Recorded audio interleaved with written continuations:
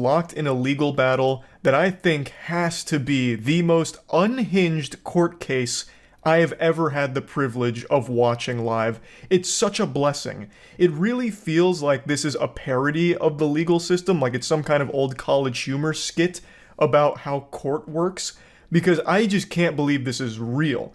Like, watching this Gwyneth Paltrow court case is like experiencing an episode of Psychosis without ever doing any kind of drugs or anything. It's baffling. Before even getting into the actual specifics of it, I just want to, lay the groundwork real quick. She's getting sued by someone named Terry over a ski incident that happened in 2016 where Terry's claiming she ran into him and caused a brain injury as well as other injuries and is seeking damages from that. And Gwyneth Paltrow is saying, no, she's wiggling her finger and saying, that's not what happened, Terry hit me. So now she's countersuing for $1. She's looking for $1 in damages as a result of all of this. So already the case itself is delivering on the goofiness, but what elevates this and brings it to a higher level and turns that dial from goofy, blowing all the way past wacky, and even teetering on silly, is the fact that the two lawyers that are representing them feel like they've never practiced law in their entire life. I wouldn't be surprised to learn this is their first case, or that this is all just one big publicity stunt and these are two actors pretending to be lawyers. This is about 11. She hears, suddenly she sees, and a man comes up right behind her. It's like they begin falling to the right, and he hits down side and his head, and so she's pulling. Now he's like, I know the whole thing. Younger woman, not younger, it's young. Does that say sad? I can't read it. Now, I know it's not exactly fair to do a little supercut here of his explanation of the situation, but if you just watch the whole thing, it's not much clearer. It really feels like he's trying to recall a nightmare he had after taking NyQuil. Like, he's just trying to recall this dream, and he's not getting it across clearly. Like, even my cat was confused. Like, she came in here and jumped up while I was watching this live, and must have overheard some of his explanation, and then immediately just got the fuck away and went over there, and it's been hanging out ever since. The thing is, like, he's presenting like he's nervous. He's actually delivering his side of the situation like I would deliver a class project back in college, where I'm presenting to the class and I've got the butterflies in my tummy, so I'm fumbling all my words, I can't get any of my thoughts out clearly. Like, it just does seem that he has a problem with public speaking, which I've never really seen from a lawyer before. And it's not like his opposing lawyer, his opponent here in this legal combat, is any better. In fact, she seems like she's just more of a fangirl of Gwyneth Paltrow, and all of her questions are just kind of conversation starters for small talk between them. And keep in mind, this lawyer is representing Terry, so she's supposed to be grilling Gwyneth Paltrow and trying to, like, prove that Terry's the one that's telling the truth and he deserves to win the case. But when I listen to her statements, it really just feels like she's, like, internally freaking out because she's getting to meet and talk with Gwyneth Paltrow. It's so weird. Good friends with Taylor Swift? No. Overruled? You're not good friends with Taylor Swift? I would not say we're good friends. We are friendly. I've taken my kids to one of her concerts before, but we don't talk very often. You've never given Miss Swift personal, intimate gifts for Christmas? Your Honor. Relevance, or I would like a relevance. Bench trial. Well, she's just said that she wasn't friends with her, so I'm inquiring on that. I was half expecting this lawyer to then turn around and say, if you give me some free Taylor Swift tickets, I'll go ahead and drop this whole case right now and throw Terry to the fucking wolves here. Like, these interactions don't lead to anything. I tried to get the context on what the fuck the thought process here even was with bringing up Taylor Swift out of the blue, and it's apparently because Taylor Swift also did some kind of lawsuit for like $1 in damages as a countersuit back in like 2017 or some shit, but it's still completely irrelevant to the whole case here. It doesn't really serve a purpose to try and establish a connection between Gwyneth Paltrow and Taylor Swift, because that has nothing to do with getting to the bottom of this ski incident and who's at fault and who should be awarded the damages. Now, while we don't know who's fully at fault for the ski incident right now, I do know that you're at fault for bad fashion choices if you decide to miss out on the new Moist Global Swamp Core line. It's our new swamp wear, very Duck Dynasty-esque, beautiful garbs.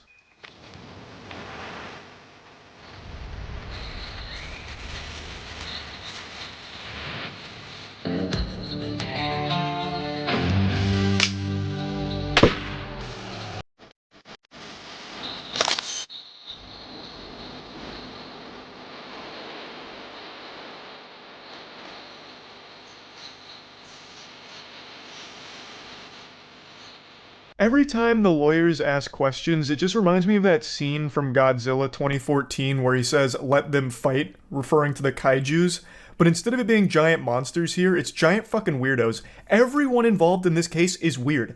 You all know I'm not a big fan of Gwyneth Paltrow and Goop in particular. I think Goop is downright dangerous at times and at best extremely stupid.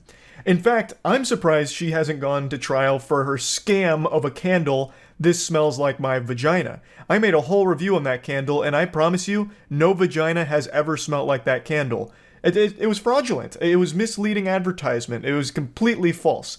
It did not smell like her vagina, and I'm very confident. In fact, I might even go for a lawsuit to see if they can put Gwyneth Paltrow's pussy on the stand so we can all smell it and compare it to her candle, but that's a can of worms for a different day. Point is, I'm not a Gwyneth Paltrow fan, and Terry went on the stand today, and after hearing him, I'm certainly not a Terry fan. I don't know who's at fault here. Gwyneth Paltrow moves around and acts like an evil rich supervillain, so I definitely do think there's a chance that she is the one that just blasted Terry because she's not good at skiing and then had no empathy and left him there. That's super possible, but I also think it's equally possible that Terry is a shitty skier and a pathological liar who has been chasing this potential bag for 7 years, because originally he was seeking $3.1 million in damages, but it got thrown out due to them ruling it wasn't a hit and run, so he came back and is doing it again, but this time for a lower amount of $300,000 in damages. So it really feels like both people are fucking weird. But before showing you Terry, I want to show you one more best of moment from Gwyneth Paltrow's lawyer, who tries to see if they can bring in treats for the bailiffs.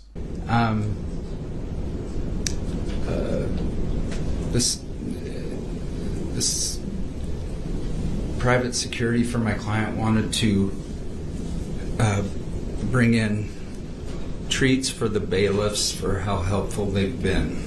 So I wanted to do that transparently and see if there are any objections. We object. We object. Okay. There's an objection. Okay, so I will let them know. Let them know thank you, but no thank you. I mean, he should have asked us first, frankly. It hasn't been done. I know, he should have asked us first. We could talk about it, but he just sprung it on us now. So we object. What'd you find out about the jury? This guy actually feels like a camp counselor and they're on a school field trip or something. Like, holy shit. So the treats were shot down. They put the kibosh on that. But they were open to negotiate. In fact, they get into a little bit of a tiff, a slight argument about, well, if you had only, asked us before and discussed it, I mean, maybe we could have all had treats together, maybe even a little pizza party. I mean, you didn't really give us notice. You sprung it up out of nowhere. You ambushed us with it. So, nope, not anymore. Now none of us get to enjoy any of these baked goods. You were asked about the press conference and referring to Miss Paltrow as King Kong. Were you referring to her as King Kong or the noise that you heard? That's leading, Your Honor. What did King Kong refer to? I got to watch this whole segment unfold live, and my god, what a treat. So right now the line of questioning is about King Kong and explaining why he said King Kong. And this is Terry's response. My apologies to Ms. Paltrow, because my intention got twisted up in my intentions, and was to say it sounded like a lady getting chased by King Kong out of the jungle. It was that kind of I'm really scared. He clarifies that the sound he was hearing reminded him of a woman being chased by King Kong out of the jungle.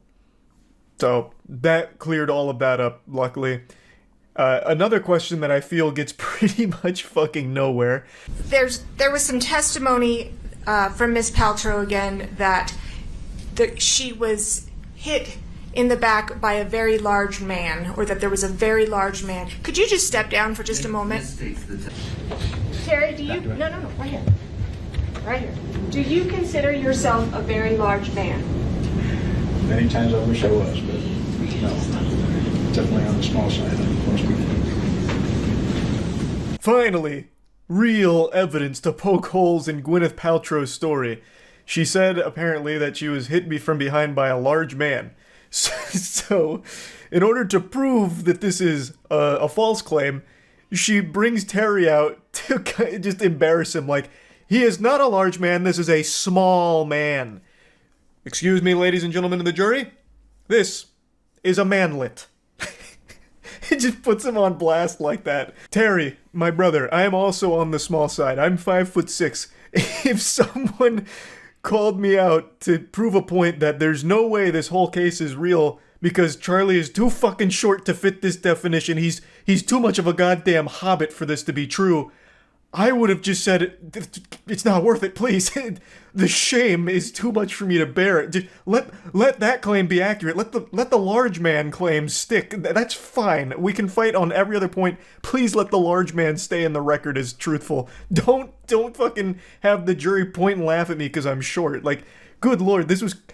I mean, I understand what the thought process was here, like, trying to prove that, you know, she can't be a reliable source of information since she says it was a large man that hit her and Terry's not that big, but I mean, holy shit, it's still a wild thing to watch unfold like this. You've been here for a number of days, you've heard all the doctors testify, your entire life has now been broadcast to the world. I feel like I've been fleshed out, and anyone up here I think would feel the same way. Very painful. In fact, I think you just told me back there, well, I could never go on another dating site again. Objection. Terry can go on any dating site he wants. Sustained. Again, this is just simply a line of questioning maybe I'm too dumb to understand. What does this have to do with anything? It's a public trial, so of course, on both sides, a ton of information is going to come to light to the public. So, I'm unsure of where this was supposed to lead. Maybe it was supposed to make people feel, like, bad for Terry, like, on the stand, like, oh man, you know, this guy, he's had his whole life laid out in front of everyone now. You know, I guess? I'm not really sure, but it just doesn't really seem super pertinent to the actual issue here. Yeah, I'm classifying it as an insult, but it's absolutely ignoring me, ignorance. And that's what it felt like. It's like, what is going on here? This is obviously an issue that someone needs to be accountable for. And if they're never accountable, what are they going to do? They're going to do it again. Now we have the molesting of young children on an island. Your Honor, denial. This is ridiculous testimony. He's talking about... Sustained as to relevance, the last part, the jury should disregard. Now you can see things going a little off the rails here. So the question that brought this section up was, is the lawsuit important to you? Which again is one of those fucking galaxy brain questions, those chess master moves I can't quite process, because fucking obviously the lawsuit's important. He's been pursuing it for years now. I mean, Jesus Christ, clearly it's important. And it led to this situation where he's saying if he doesn't do something, it's just going to happen again, and then it leads to the molesting of children on an island. So that's a lot to take in right there. That's a lot to digest. I think he's talking about the Epstein Island and the Epstein book. I don't know if Gwyneth Paltrow's name was in Epstein's flight logs on his lists, but I certainly wouldn't be surprised if it was. Half of Hollywood was taking trips to Epstein's Island. Bunch of goddamn evil freaks. But I don't understand exactly how we got to that point in this case here. And I also like the statement preceding it that if he didn't sue Gwyneth Paltrow for this, she'd do it again. As if like she's just this absolutely rambunctious villain on the slopes out there that is constantly running into people out there like a fucking pinball. Just actually bulldozing everyone she can, and it's up to Terry to stop her. Put an end to her reign of tyranny on those slopes because she just keeps hitting people. It's as you can see, this whole case, this whole trial is wild. You've said you've shrunk and lost weight since the incident, right? Well, I ballooned. Now, when we stand you up, you've lost like 15 pounds and shrunk 3 inches, right? Yes or no? I had no idea. I guess yes. I was just a few days ago. You said I was 175 to 80 and 5'8". Remember? I said that not here. Oh, you know what? In this very trial. Overruled. I know why I said that. It's because the VA records weighs you with all your clothes and everything on, and I knew that's what you were reading was what clothes the VA don't reported. give you 3 inches. You with me? Heels do. Did you have heels on? No, not at all. All right. Now the tables have turned again. Phoenix Wright is back, and he's grilling him on a potential lie here, stating that he had said that he was heavier and taller than he actually is, and says that you stated that you were 5'8", but as we've seen today, you're closer to 5'5". How did you lose 3 inches so quickly? That doesn't make any sense. It's not like you set the height setting from Wumbo to Mini. So what the fuck is going on here? This seems like a lie. And that's kind of the line of question he's going down. The whole thing is just such a weird trial. I feel like half the time they're not even focused on the actual skiing incident. It just goes in all of these completely different directions that you'll never see coming. These plot twists in this trial are wild. And I just wanted to talk about it a little bit because I got to watch a good chunk of it today. And it's something special.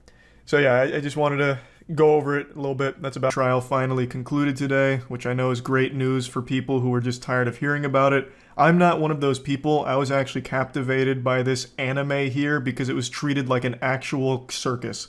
It was an unbelievable spectacle.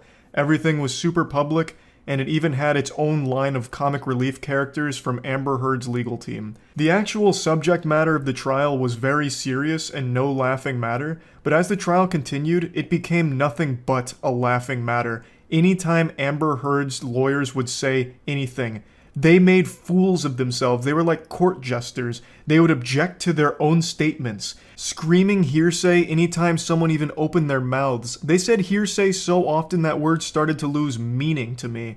I swear to God, they said hearsay more than they said the word the. It was wild. There was even a time when one of the lawyers said to someone on the stand that you're only here for your 15 minutes of fame, and then got absolutely dunked on for it. They made fools of themselves. They even coined a new term with a megapint, saying that Johnny Depp poured himself a megapint of wine or whatever, and it got the whole court laughing at them. And it got every lawyer on the internet doing a giant belly laugh like Santa Claus at them. They were just an absolute joke. But by far the biggest joke was on Amber Heard, who was literally paying them to embarrass themselves. She was basically just paying huge fees to birthday party clowns in court to represent her. It was just such a wacky ride. Like, one of the pieces of evidence against Amber Heard was that she took a shit in Johnny Depp's bed and then blamed the dog. And then they showed a picture of the poopy on the bed, just a steaming, smudged pile of shit on the bed. And then that gave Amber Heard the new name Amber Turd, which was then brought up in court 3 times. They brought in a Twitter expert to analyze trending hashtags, one of them being Amber Turd, which they referenced 3 times throughout the segment, just on full display for the whole court to laugh at. Blows my mind. But anyway, when they did get to the serious stuff, the domestic abuse claims, the evidence they used to support those claims was shady at best. So all of the evidence that they used to build all of this shit against Johnny Depp for being a wife-beating abuser, a horrible, evil person, all of that evidence finally hit the public's eye and was heavily criticized and analyzed. And as the trial continued, it became less and less reliable. And Amber Heard was caught in multiple lies. It was a very sketchy set of evidence. And eventually, the jury sided with Johnny Depp today. They awarded him $10 million in compensatory damages as well as $5 million in punitive damages which is capped at $350,000. So he didn't get the full $5 million there, but he will be getting $350K. And he basically won the entire defamation case. However, Amber Heard did win on one of her claims for her countersuit and was awarded $2 million for the statements that Waldman had made about certain things being a hoax. So she won a very small component. However, Johnny Depp won the overall defamation case. And like I said from the very beginning, I don't think Johnny Depp gives a fuck about the money. He wipes his ass with $10 million. That means nothing to him. I think this really was about him just clearing his name in the public eye, which he did triumphantly. You'd have to travel 1,000 miles to a place without internet and cell phone service to find someone who didn't at least know about the trial, and the majority of people that were watching it sided with Johnny Depp.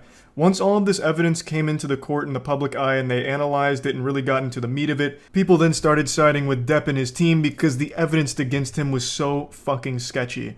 And this led to a lot of people literally like worshiping Johnny Depp, like kissing his feet and all of that shit. It got like kind of crazy. And I want to make my position clear here. I've said this before, but I want to say it again.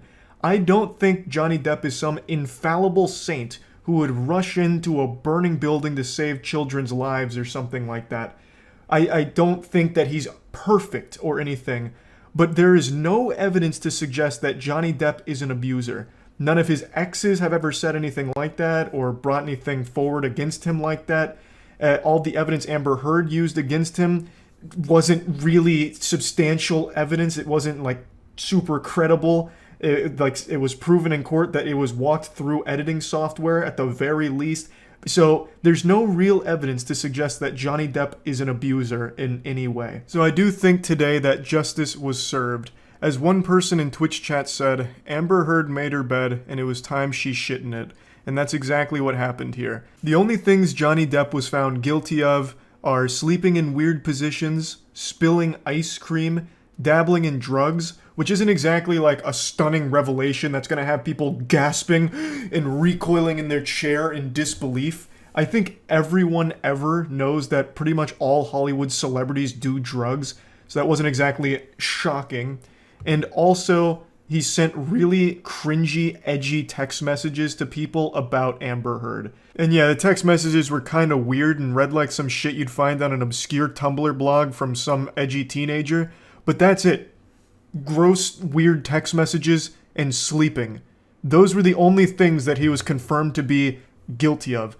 Nothing abusive has been confirmed with any actual evidence to support it from this trial. I'd also like to say I'm really tired of the people that just sit in the middle without doing any amount of research and say, I think we can all agree that they both abused each other. I completely disagree. There is no evidence to suggest Johnny Depp has abused Amber Heard or anyone in his past. Meanwhile, there is evidence to suggest that Amber Heard has abused Johnny Depp. She had literally even said it on audio that she has hit him before. And then with the entire severed finger thing, there's just plenty of evidence to support that claim, but none for the claim that Johnny Depp is an abuser. So I don't like that perspective, and I equally don't like the media trying to spin this as a really bad thing for women. I've already seen plenty of articles illustrating how dangerous this is for women who are survivors of domestic abuse. Amber Heard losing this means that no one's ever going to believe women again. No, that's fucking outrageous that you would even say something as disgusting as that and then print it. This has nothing to do with that. This has to do with an individual lying to ruin someone's life in a completely malicious way. And it was proven in court that she lied multiple times about multiple things. This has nothing to do about not believing women. This has to do with one person who happens to be a woman that told these lies and got blasted for it legally. And I'm so tired of that fucking spin on it. Now, I do think this is a good thing for male survivors of domestic abuse because for many years, people just looked at that as like a comical haha goof. Men can't be victims of domestic abuse. There was even a goddamn episode on Dr. Phil where a guy who was being abused by his girlfriend was brought on, and Dr. Phil to his face said that he probably deserved it and to toughen up, and it's his fault he's getting abused by his girlfriend. And then there was also that case where Terry Crews came forward with his accounts of being sexually assaulted, and people on the internet attacked him for it, like, toughen up, this isn't real sexual assault, men can't be sexually assaulted. It's disgusting. And I think this case does help bring light to the fact that men can be victims of domestic abuse. And in one of Amber Heard's audio logs, she even hints at the idea that no one's gonna believe a man is the victim of domestic abuse. It's fucking gross, and I'm really tired of that perspective. I've said this for a long time. That shit makes me angry. Men and women can both be victims of domestic abuse. Yes, it is probably more common in women, but that doesn't mean that it's impossible for men to be abused as well. And this has nothing to do with men versus women. This case just had to do with a man who happened to be likely the victim of domestic abuse, being attacked by his ex-wife and having his life ruined and completely shut down because of false claims and allegations made against him by her. This has nothing to do with not believing women. So yeah, anyway, I just wanted to briefly talk about this since I actively followed the trial like everyone else. And since it's concluded now, just wanted to talk about it a bit. The wackiest trial that's ever been broadcast. It finally concluded. And goodness gracious, geez Louise, I tell ya, what an adventure. Since the invention of video technology, we've been building up to a moment like this. This is why video exists. To capture this public trial, Gwyneth Paltrow versus Terry Sanderson. It's a legal battle where Terry Sanderson insists that Gwyneth Paltrow hit him on a skiing slope 7 years ago and it left him, debilitatingly injured, like a brain injury, turned him into a shut-in, this and that, and he was looking for $3 million in damages, which got thrown out pretty quickly. They wiped their ass with that whole case, saying that, this wasn't a hit and run, but then he came back for round 2 looking for the sloppy seconds and came after her again, this time for $300,000 in damages, and this time it made it all the way to court, and thank God for that because we got to watch it live. In response, Gwyneth Paltrow was countersuing for $1. A single dollar. Like Mr. Krabs with me millionth dollar. She was coming after him for a single buck. One clam. Though I do think he'd also be responsible for covering her attorney fees. So realistically, it's more than $1, but the damages she was pursuing was one single dollar. The verdict is in. I don't want to spoil anything from this anime, but I would like to show you a couple Terry Sanderson best of moments real quick, just to give you like a brief appetizer to wet your whistle on just how crazy this trial was. Do you recall saying that you agreed that saying I'm famous was a crazy thing to say? Agree? Absolutely, it's not me. I don't buy into that. But it was you, right? Just to be clear. When you say it wasn't me, it was in fact you. It's the other personality that's inhabiting my body right now. And you blame Gwyneth Paltrow for that? Yes. No question. This case now turned into a demonic possession type deal going on right now. Terry's got spirits inside of his body that sometimes take control of it, I guess. Because it wasn't him that sent that email about, I'm famous. It was a different personality living with inside Terry right there, working him like a fucking puppet, I guess. Terry does deliver some very important entertainment to the trial. However, the real stars of the show are undoubtedly the lawyers for Paltrow and for Terry. I'm convinced that this had to be some kind of social experiment conducted by the Impractical Jokers, and they were using actors for these lawyer roles because, Jesus Christ, I really felt like they were just feeding them these questions. The lawyer for Terry, she was pretty much a huge Gwyneth Paltrow fan and was just asking softball questions and conversation starters, literal small talk that you'd see from like Ask Reddit advice on how to talk to like your celebrity crush. And then the lawyer for Gwyneth Paltrow, that man you saw at the end of the clip, that guy I'm pretty sure didn't even know where he was half the time. It was a complete circus. But I want to focus mainly just on Terry, and you'll see why in a little bit. This is obviously an issue that someone needs to be accountable for. And if they're never accountable, what are they going to do? They're going to do it again. Now we have the molesting of young children on an island. Your Honor, denial. This is ridiculous testimony. He's talking about... Sustained as to relevance, the last part, the jury should disregard. This is really Terry's most iconic moment here, referencing Epstein's Island and putting himself as like the hero that could stop all of this if he only wins the lawsuit against Gwyneth Paltrow, basically. He hypes himself up like the fucking Batman who's standing up to her to put a kibosh on her hitting people on the slopes, as well as like, not letting it spiral out of control where kids start getting molested on an island. Now, like I said, I would wager a guess Gwyneth Paltrow has probably flown on Epstein's airline. Half of Hollywood has. Bunch of fucking evil weirdos out there.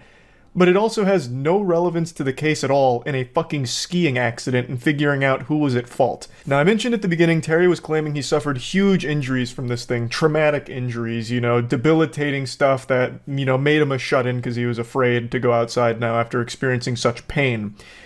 Well, that got called into question in a big way. I'll just give you a little montage of all of the pictures that Terry took over the last few years since the incident of him traveling the world and doing pretty intense things like fucking parasailing. So they start poking holes in that claim of, you were so injured that it turned you into a shut-in, yet literally, not even a full year later, you're already back skiing, you're parasailing, you're riding mopeds, you're going fucking hog wild. After the collision, up in the ski resorts, or what is this? Yeah, about a year later. I think I was just walking up in the hills above my house. Okay, page 63. Is this you skiing after the collision? Is this you on a camel? It is. What country? It's Morocco, because the Kia had Morocco heritage. Let's go to 84. Is that you in front of something cool? Yes, one of millions of temples in Thailand. Is that you? It is, yes.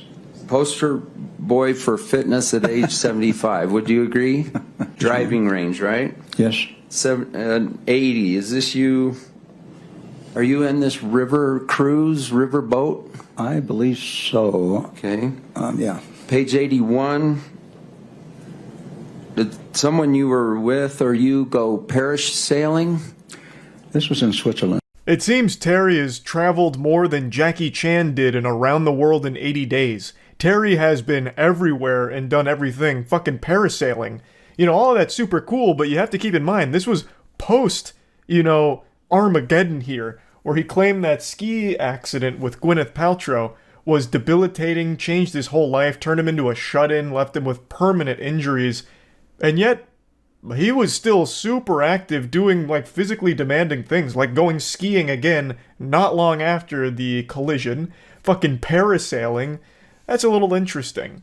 So they kind of grilled Terry, and I want to make it clear, it's not like Gwyneth Paltrow did an amazing job either. It's not like her team was like fucking crack shot ace detectives, and it's not like she looked like some kind of genius saint up there or anything. But surprisingly, she looked sane in comparison to the rest of the circus around her, which is crazy because she fucking founded Goop, which is literally one of the stupidest goddamn things on the planet. I will still never get over her, this smells like my vagina candle scam. Very fraudulent, bad business practice there, because that smelled nothing like pussy.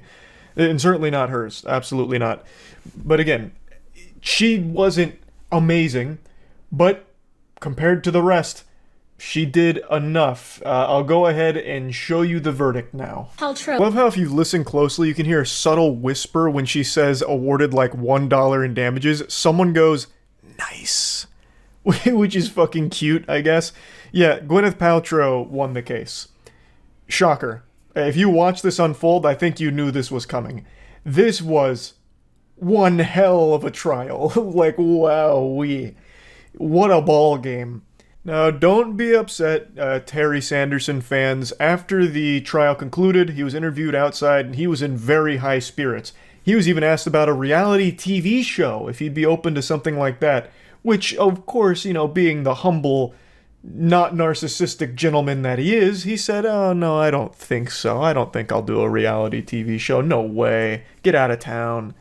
But I'm not too sure. We might see more of Terry Sanderson in the limelight after this whole debacle here.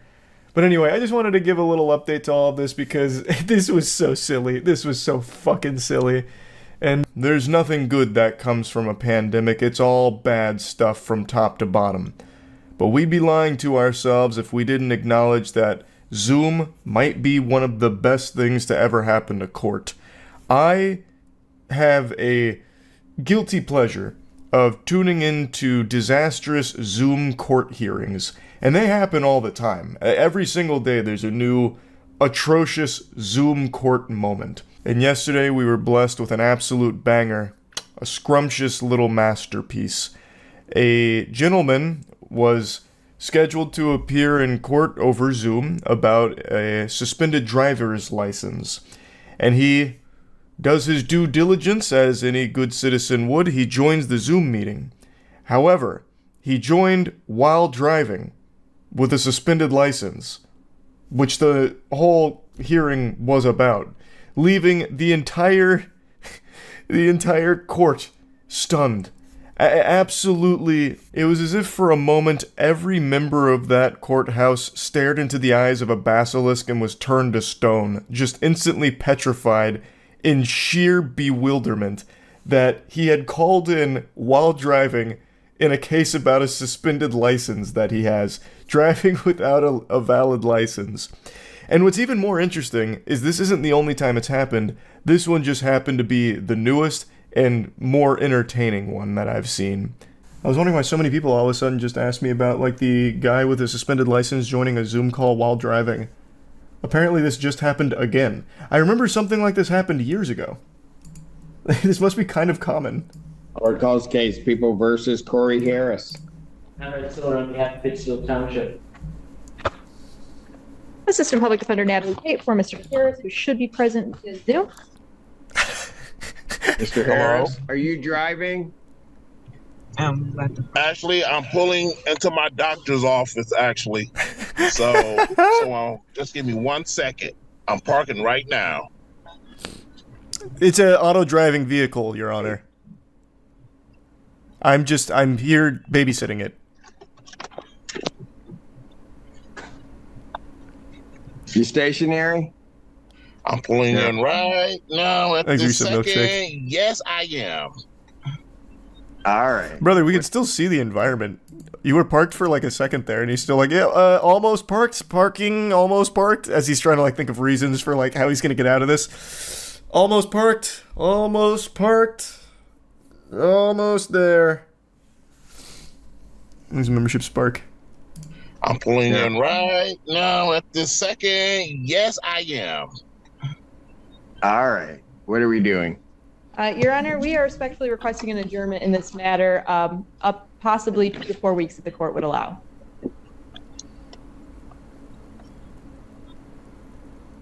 Oh my god, that was the most aggressive frown I've ever seen.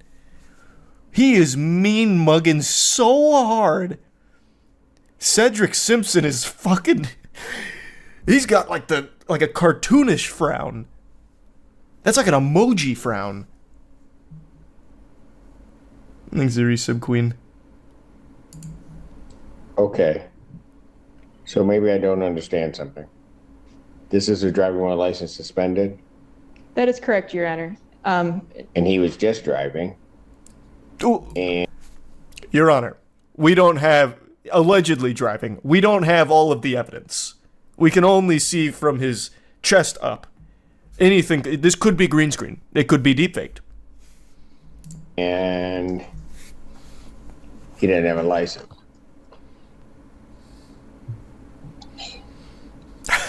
Oh. As with the charges, Your Honor, yes. No, I'm looking at his record. He doesn't have a license.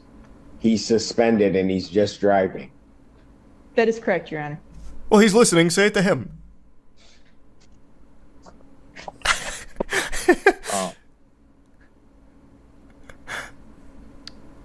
He raised his hand. Can you ask him a question, Your Honor?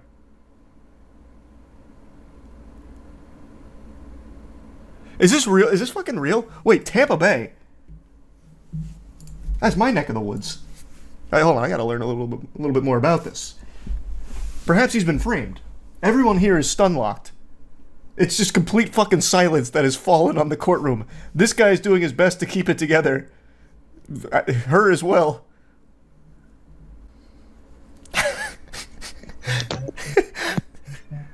Hello? Hey. How's it going, Corey? 1 minute, Mr. Harris. What do you mean 1 minute? Let him defend himself. There's a lot of slander being thrown around in there.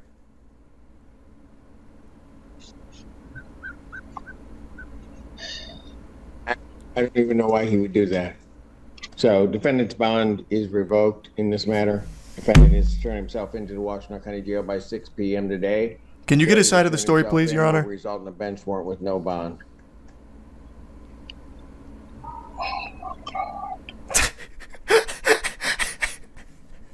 Thank you. Thank you, Your Honor. Mr. Harris, I'll be giving you a call. Okay. Court calls the case, People versus Maya Isom. I feel like we may have brushed over this case a little too quickly, Your Honor. Assistant Public Defender Natalie Pate for Ms. Isom. There was more to this story. It was like a transformer, more than meets the eye. Time to drive back home.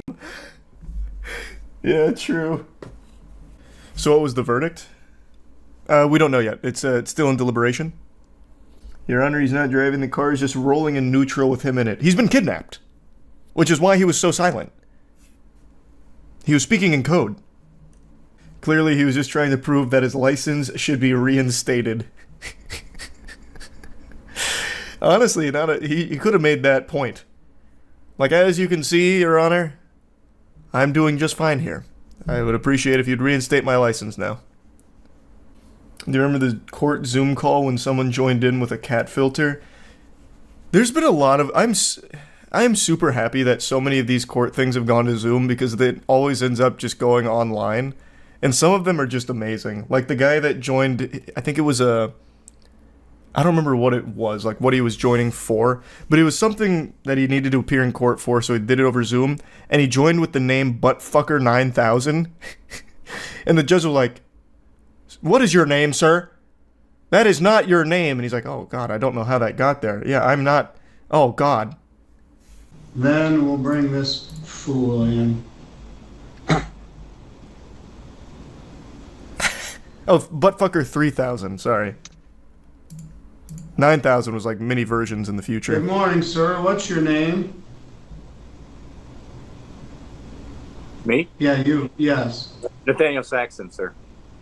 Your name's not Buttfucker3000, you yo-ho. Logging into my court with that as your screen name. We'll discuss that in a little bit. Big miscalculation from Jason What kind of Statham. idiot logs into court like that? 100% that guy was just logging into the Zoom thing and thought he just needed like a temporary name. Because there are some things where you just type in like a name and it never shows up. It just uses your real name or whatever. It's just like, all right, whatever, Buttfucker3000. And it just runs with it. It's so good. Also, Joseph, please change the angle. When I first watched this video, I thought for sure he had his cock out. I was like really thinking I was looking at this man stroking his meat. That is a terrible angle, Joseph. Get control of your court, Jeffrey. He probably had that name before joining. Oh, that's true. Doesn't Zoom log your names? Yeah, maybe he did have that name with like his friends or something. That's a good point. I forgot about that. Look at the one for the cat filter. All right, we'll do the cat filter next. Mr. Ponton, I believe you have a filter turned on in the video settings. You might want to We're trying to. Can you hear me, Judge? I can hear you. I think it's a filter. It is, and I don't know how to remove it. I've got my assistant here. She's trying to, but. Why? It's fine. This is helping your case. I'm prepared to go forward with it. I'm here live. I'm not a cat. Thank you for clarifying. I can see that. Jeffrey Toobin getting caught jerking off. Yeah, I made a whole video on that one. That one was great. Lubin the Toobin. Lost his whole job over that, too. And then they had him... That one's so good. Because they brought Jeffrey Toobin back on down the line. They're like, "So what did you get fired for?" And he's like, "Well, you know what I got fired for. I was masturbating in a Zoom meeting. I thought I was alone." They had him like recount it as if it was a war story and apologize live on air. Looking for. That's what we're going to be catching up with. We got to talk about her fucking Dr. Evil outfit. She is unironically dressed like Dr. Evil. It's crazy. I saw so many comparisons. Kim Jong-un, Dr. Evil, Mao Zedong. Those are the three main ones. This is exactly what the outfit looks like, though. She looks like an angry dictator wearing this. I don't know who is, like, guiding her here. I don't know what the fuck they're doing. They must be a real big Johnny Depp fan. There's some weird clothing choices. I can't even imagine why she would choose these clothes. It makes no sense. Yeah, so all I know going into this, I tried to avoid spoilers. I know they caught Amber Heard on her lie about donating the $7 million that she got from the divorce settlement She just kept saying she was pledging $7 million from the divorce settlement without ever actually donating it over the course of however many years she's been divorced from Johnny Depp, which is a pretty big lie to catch someone in. Just looks like an unbelievable asshole. He promised you you would never see his eyes again. Isn't that true? I don't recall if he said that. One of the last times you ever saw Mr. Depp was when you met him in San Francisco. This is coming out in July swinging. 2016, right? Yes. This lawyer goes in. It seems like it. She's already kind of come out the gate firing. You want to enter in it. I have to imagine, though, that's not the reason Johnny Depp doesn't look at her. That's like some anime shit. I promised she'd never see my eyes again. It's probably he really doesn't want to look at a woman who has uprooted his entire life with all kinds of crazy shit. Please, I just wanted to hug you and say bye. I wanted to end back. So it sounds like they have new evidence. I've never heard this. No, because I'm nothing to you, and I will always be nothing to you. No, we'll never see each other again. I can't really understand what's being said. Take my fucking glasses off. You will not see my eyes again. Oh. Well, I guess that was real. That's you and Mr. Depp in that recording. That is. Tell them Johnny Depp. Johnny Depp, man, I'm a victim too of domestic violence, and Yes. it's a fair fight. And see how many people believe or side with you. And the man you beat up numerous times. Oh. Right, Ms. Heard? I could never hurt Johnny. Vicious. You're here in this courtroom because Mr. Depp Goddamn. finally told the world that he is a victim of domestic violence. Or, as you said to him in that recording, who was going to believe that Johnny Depp, a man, is a victim of domestic violence. My God, they're cooking Amber's cheeks right All now. due respect, I She's wasn't kind of going saying in. it because he's a man. I was saying it because he's a man who beat me up for 5 years. He is an abuser, and you can look either of us up online and figure out who's being abused online. That's a really bad play, Amber, because when you look up your name plus domestic abuse, even aside from Johnny Depp, you get the actual criminal lawsuit with you and your ex-girlfriend where you beat her up. So, like, you wouldn't really want people to look you up plus domestic abuse, even outside of Johnny Depp. She's on the ropes right now. It's a big fucking yikes. It is. She has a legitimate case against her from 2009 where she beat up her ex-girlfriend. But then she said it was actually overplayed. She didn't beat her up. She simply hit her or something like that. So there's no medical records reflecting any injuries to your face after he hit you several times. I did not need to go to the doctor at the time. Despite hitting you several times that you lost count with rings on his fingers. That's correct. I did not seek medical attention, other than my therapist. Well, there's no injuries to the face, as she Testified just to another confirmed, incident in March of which means that statement was a lie. 2013. You didn't produce any photographs after that alleged incident, did you, Ms. I don't know if I took one or if it's included. Reese I'm of prime not quite toast sure and which Reese of ones. You dragon didn't and show duck any pictures and to the plain. jury after describing that Exhibits alleged 10. incident, that your lip went into your teeth. You don't remember that, right? You I didn't show don't- any pictures to this jury after describing that incident, right? I don't believe I've seen that picture admitted. That picture doesn't exist. I don't know which one you're talking about. We have pictures from March 2013. What yes. do you mean? What the fuck? The only picture that you've produced. Who is coaching Amber for, like, debate team here? Like, a high schooler? This isn't... Granted, I've seen very little, but this usually isn't how it happens, right? Usually, it's a lot more concise and pointed as opposed to obtuse, because she's already completely thrown out this entire picture with this strategy. She confirmed that this is the incident where she claimed Johnny Depp hit her so many times in the face she forgot or she lost count. And then the picture to back up that evidence is a bruise on her arm which shows no injury to the face, which immediately discredits that photo. She is terrible at this. I know she fired her entire team beforehand, but didn't she replace them or is she just going solo? That's a real question. I don't know. Did she like hire a new team after she fired them? Oh, that's right. It was a PR team. Oh, that's right. I forgot it was a PR team. And you didn't take any pictures of your bloody nose either, did you? I did not. But pictures were taken of you in Russia, though. Isn't that correct? Yes, that's correct. We had a dinner. Let's please pull up Plaintiff's Exhibit 1248. And this is you and Mr. Depp in Russia for the Lone Ranger premiere, correct? It was Oh man, what dinner a stinker of a movie. I believe in promotion of the movie. Wasn't the premiere, if I recall. You don't have any visible injuries to your face, do you? None that you can see. Admit. Exhibit 1249. All right, 1249 in evidence. Damn, paparazzi's This is actually also a really picture helping from this when you case. were in Russia for the Lone Ranger premiere, right? That is correct. And you have no visible injuries to your face, do you? None that you can see. Even though Mr. Depp whacked you in the face so hard that your nose bled? He did. While wearing chunky big rings, right? That's correct. Ah, sounds reasonable. I have to imagine, now granted, I'm no pugilist, if you're getting blasted by, like, rings on fingers, it'd probably be kind of similar to, like, brass knuckles in a certain extent, right? That'd cause some serious damage, right? And she's still gonna sit there with a straight face and be like, you just can't see it, but it's there.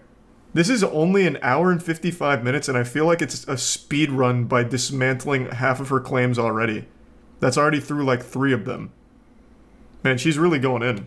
She said, alright, I'm gonna take this down, but I also have a lunch scheduled for 3 hours from now, so let's make it quick. It also helps that Amber Heard's doing a terrible job at defending herself. And you haven't produced any pictures or any medical records reflecting a broken nose after the Met Gala in May of 2014, have you? I have given everything to my lawyers. Everything. I've turned over literally everything. You need to fire those Is it assholes your then. testimony, Ms. Heard? This is a picture of you and Mr. Depp. Man, that makeup really at the fixed event that broken the night nose after right Mr. up. Depp allegedly whacked you in the face so hard you thought he had broken your nose. He did whack me in the face, and I did think it broke my nose. Ice will cover up swelling? Ice reduces swelling. Normally the swelling after that kind of injury is not as bad as you might imagine, and for me, it wasn't that bad. Bro, Picture of it. if you even get hit in the nose with like a basketball off of a bad pass, that shit puffs up. Let alone getting hit with a giant ringed fist. These are not good claims to be making, Miss Turd. Man, there are so many pictures. They came prepared. They did their homework. A picture you haven't produced or shown to did. this jury, right, Ms. Heard? I produced everything. But you haven't shown it to this jury. I would very much like to. It's not my job. And she hates her lawyers too. I mean, I would too after this, to be honest. Yes, it's fine. Pretty smart though to use the lawyers as the scapegoat, but also pretty stupid considering they're the ones that are trying to keep you $50 million not in the hole. Amber Heard using chug jugs before taking photos. Okay then. Yeah, I guess. Is she going to jail too? That's not the purpose of the trial. So no. Unless she somehow, like, implicates herself in a big way, like something straight out of a cartoon, like, yeah, I did it and I'll do it again too, and then lunges over at Johnny and starts beating his ass. There's a chance she may with perjury. I highly doubt. I mean, granted, I haven't finished this, but I don't think there's any case of perjury against her, is there? Oh, wow. Amber Heard perjury investigation continues. Holy shit. And a dog smuggling lawsuit. Don't know what that is. I was checking on my phone after the event to make sure that you couldn't see anything. Your testimony was that you were checking in the car on the way to the event to make sure that there were no marks on your back. Perhaps I misspoke or I misunderstood. It was on the way back from it was after I was concerned. Concerned that there would be marks in any photographs since we were being photographed at Johnny's press event. This is you in the backless dress at the Mordecai premiere in Tokyo, right? That is correct. You would agree that there are no bruises or visible marks on your back in this picture? No, not that I could see. I'll show you one other photo. If we could please have Plaintiff's Exhibit 1257. I see a mark. That's what I was wondering. I thought this was a scratch, and I was like, oh, so she did have a scratch. But I'm guessing this is a tattoo? I don't know what that is. It is a tattoo? She has red text tattoo? Oh, it's just actually supposed to be red. Why? That's weird. I've never seen red text tattoos before. Makes it hard to read, I imagine. There's a Tier 1 grade, Tier 1 red, and Tier 1 Lumberman. And there's some Quick and Kyle and Shoe. Spelling error? Oh, true, yeah, I guess maybe her original text tattoo was spelled incorrectly, so like a teacher, she came in with the red ink above it for all the corrections. There aren't any medical records reflecting that you sought medical treatment for any of these injuries, are there? I did not seek medical treatment after Australia, no. Not for the rape? No, I did not want to tell anyone. Not for the cuts? No, Not for the injuries to your face? I didn't need to. You also told the jury about an incident on December 15, 2015, right? So that incident right there with the writing on the wall, so she took pictures of that shit she was talking about with the paint where Johnny Depp was like writing weird shit in paint on the wall. Is that the same timeline? With his finger? Oh, that's right. Yeah, with his finger. Where he was writing and his like finger cut it, like his finger cut. Or whatever. Okay, so that's the same one. Okay. Yeah, it's a lot of broken nose claims. With no medical attention to him anytime. She's got super regenerative powers. It's like the Deadpool. If I can please direct your attention, Ms. Hurd, to page of day 16, 4593, the jury trials transcript. Don't they still have someone on staff that transcribes these in real time? Or is that obsolete now with technology? Weird time to pause, I'm just curious. Yeah, it is still just a person that's Man, hats off to them. That was such a fat bundle of papers, and to transcribe over 8.5 hours worth of deliberation is crazy. That's correct. And bruising on your chin. Is you some Lawwood Enigma big Correct. boy? In the You also piece of testified ID. that your head was Sebastian. bleeding from where Mr. Depp ripped chunks of your hair out. I remember, yes. And that you had, quote, gross, pussy, and, quote, bruising around your temple. In my scalp, yeah. Now, for this incident, you did take pictures. That's correct. And we will look at some of those in a minute, but I first want to talk to you about your appearance on the James Corden show. Oh, fuck. Can I close You this? weren't lying. James Corden makes an appearance. Let's please pull up a clip of your appearance from that evening. If we could, Plaintiff's Exhibit 35. 522, your And for the subs Ghost. record, we will only be playing a portion of Thank you, this, Ghost. so we will call it Plaintiff's Exhibit 35A. All right, any objection? 35A in evidence. If we may have it please published. Okay, thank you. Apologies. If we can please start that over. Oh, double dose of James Corden. Oh my god. I grew up, in Texas riding horses and. Oh, really? Not Not a big ballet community out there in Texas. No, not so much. Shooting guns, yes, but ballet, no. So. And my face, though, is like I've got that you saw in the clip, like this beautiful 1920s, stage makeup on and like flower. At the very crowns least, and all James this. Cordon's not And then talking my much. hand, and my face, and then my So it hand. could be worse. Move to admit and publish Plaintiff's Exhibit 98. Any objection? All right, and Ms. Bernhoff, you could move the microphone and turn it on for you, so Judy and I are having trouble hearing you. Sorry about that. All right, thank you. All right, 98 in evidence. Thank you. If I got my ass beat like hardcore and then went on the James Corden show, I'd say the James Corden show would be more painful. That's a I could get photo hit with a of fucking you sledgehammer opening and your James mouth Corden on would the still be right, worse. Right? That's correct. You did take pictures of your alleged injuries after December 15th, correct? And you showed those to this jury? Is it for a gift subs razor? Yes. Okay. Let's please pull up Defendant's Exhibit 516, which is already in evidence. You testified that this is a picture of you after the incident on December 15th, 2015, right? It was. This is also a picture of you after the incident on December 15th, Is you some 2015. shyster? That's correct. Oh, they're using a People magazine article for evidence? Oh. It's this one. These the one that pictures started ended it up all. in People magazine in June of 2016. Isn't that right, Ms. Hurd? That's correct. You gave these pictures to People magazine after you publicly accused Mr. Depp of domestic abuse, didn't you? I didn't personally know. No, this is him calling me a liar and me forcing to prove it. So you did give these pictures to People magazine? No, I gave these pictures actually to my lawyers and my representatives at the time.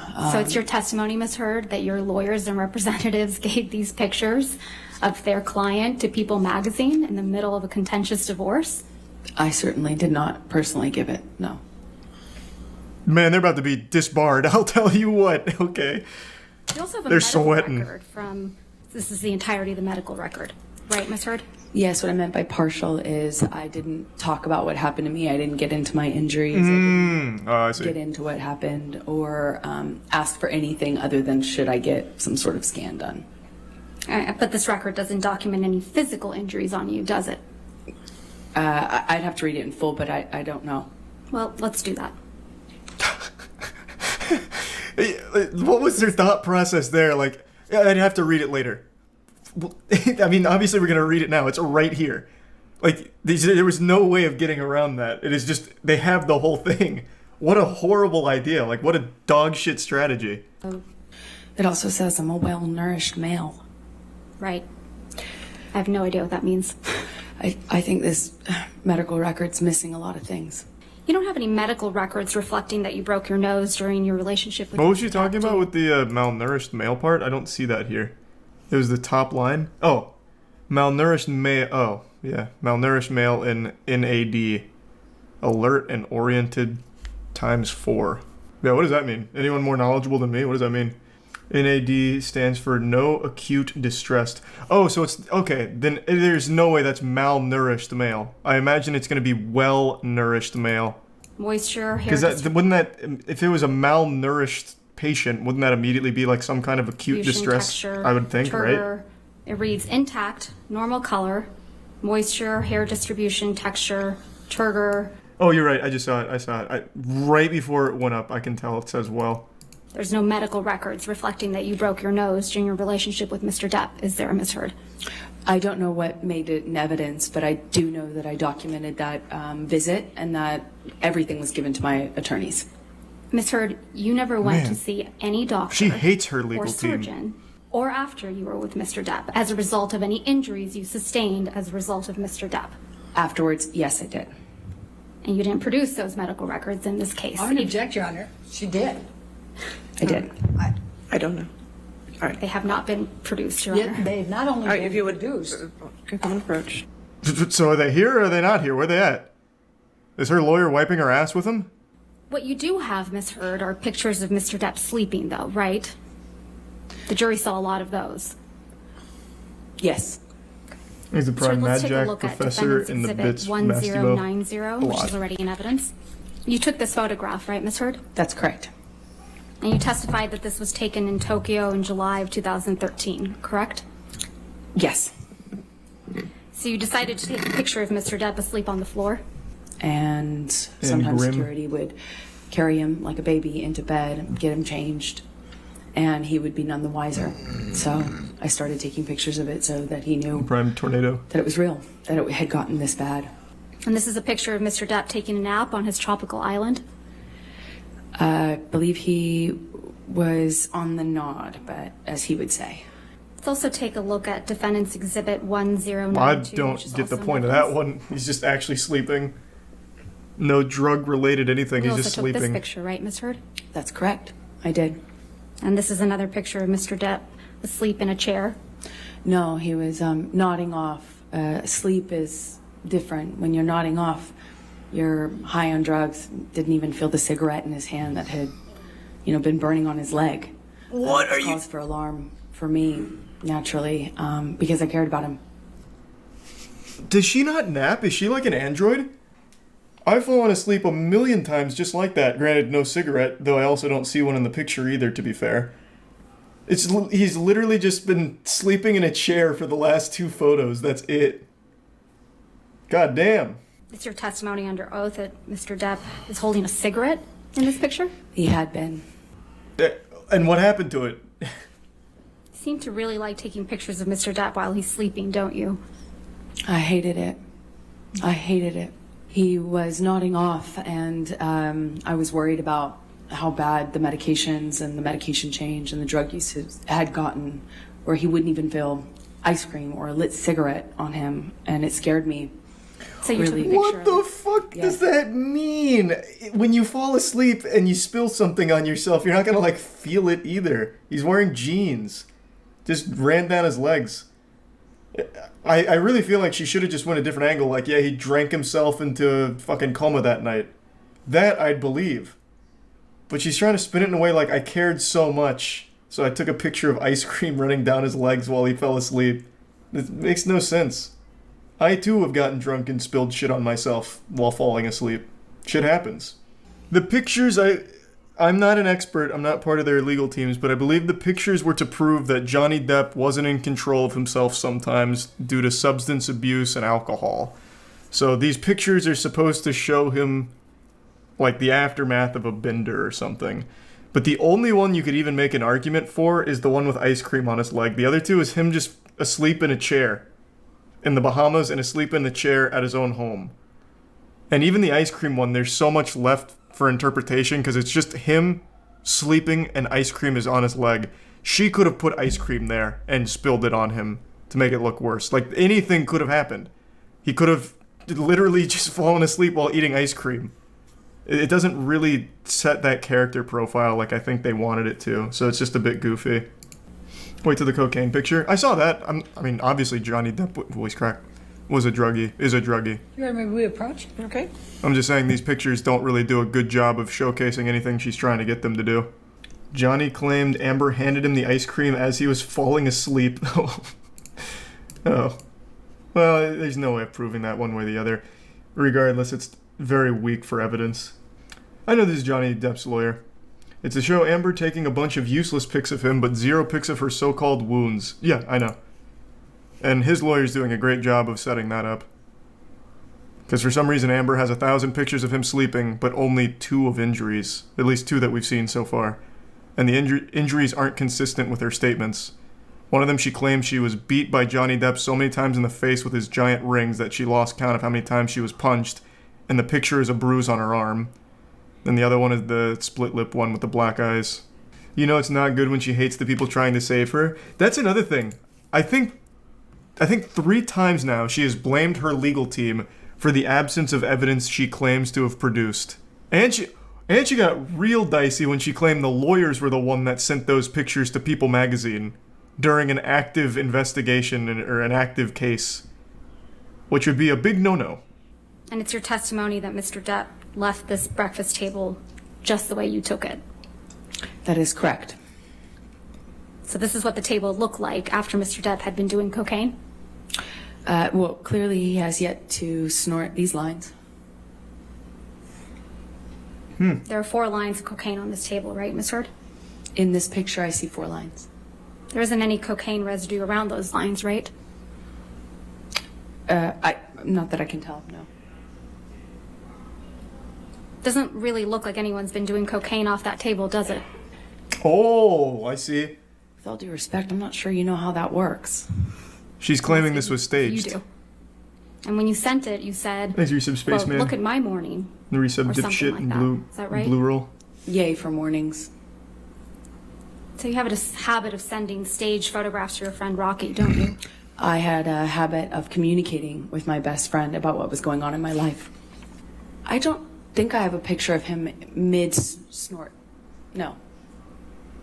You don't even have any pictures of Mr. Depp with cocaine. What do you mean by that? Holding cocaine, standing next to cocaine. Sitting next to cocaine. I don't know. Wow, this is an awfully bold line of questioning. Pictures like that to the jury, have you?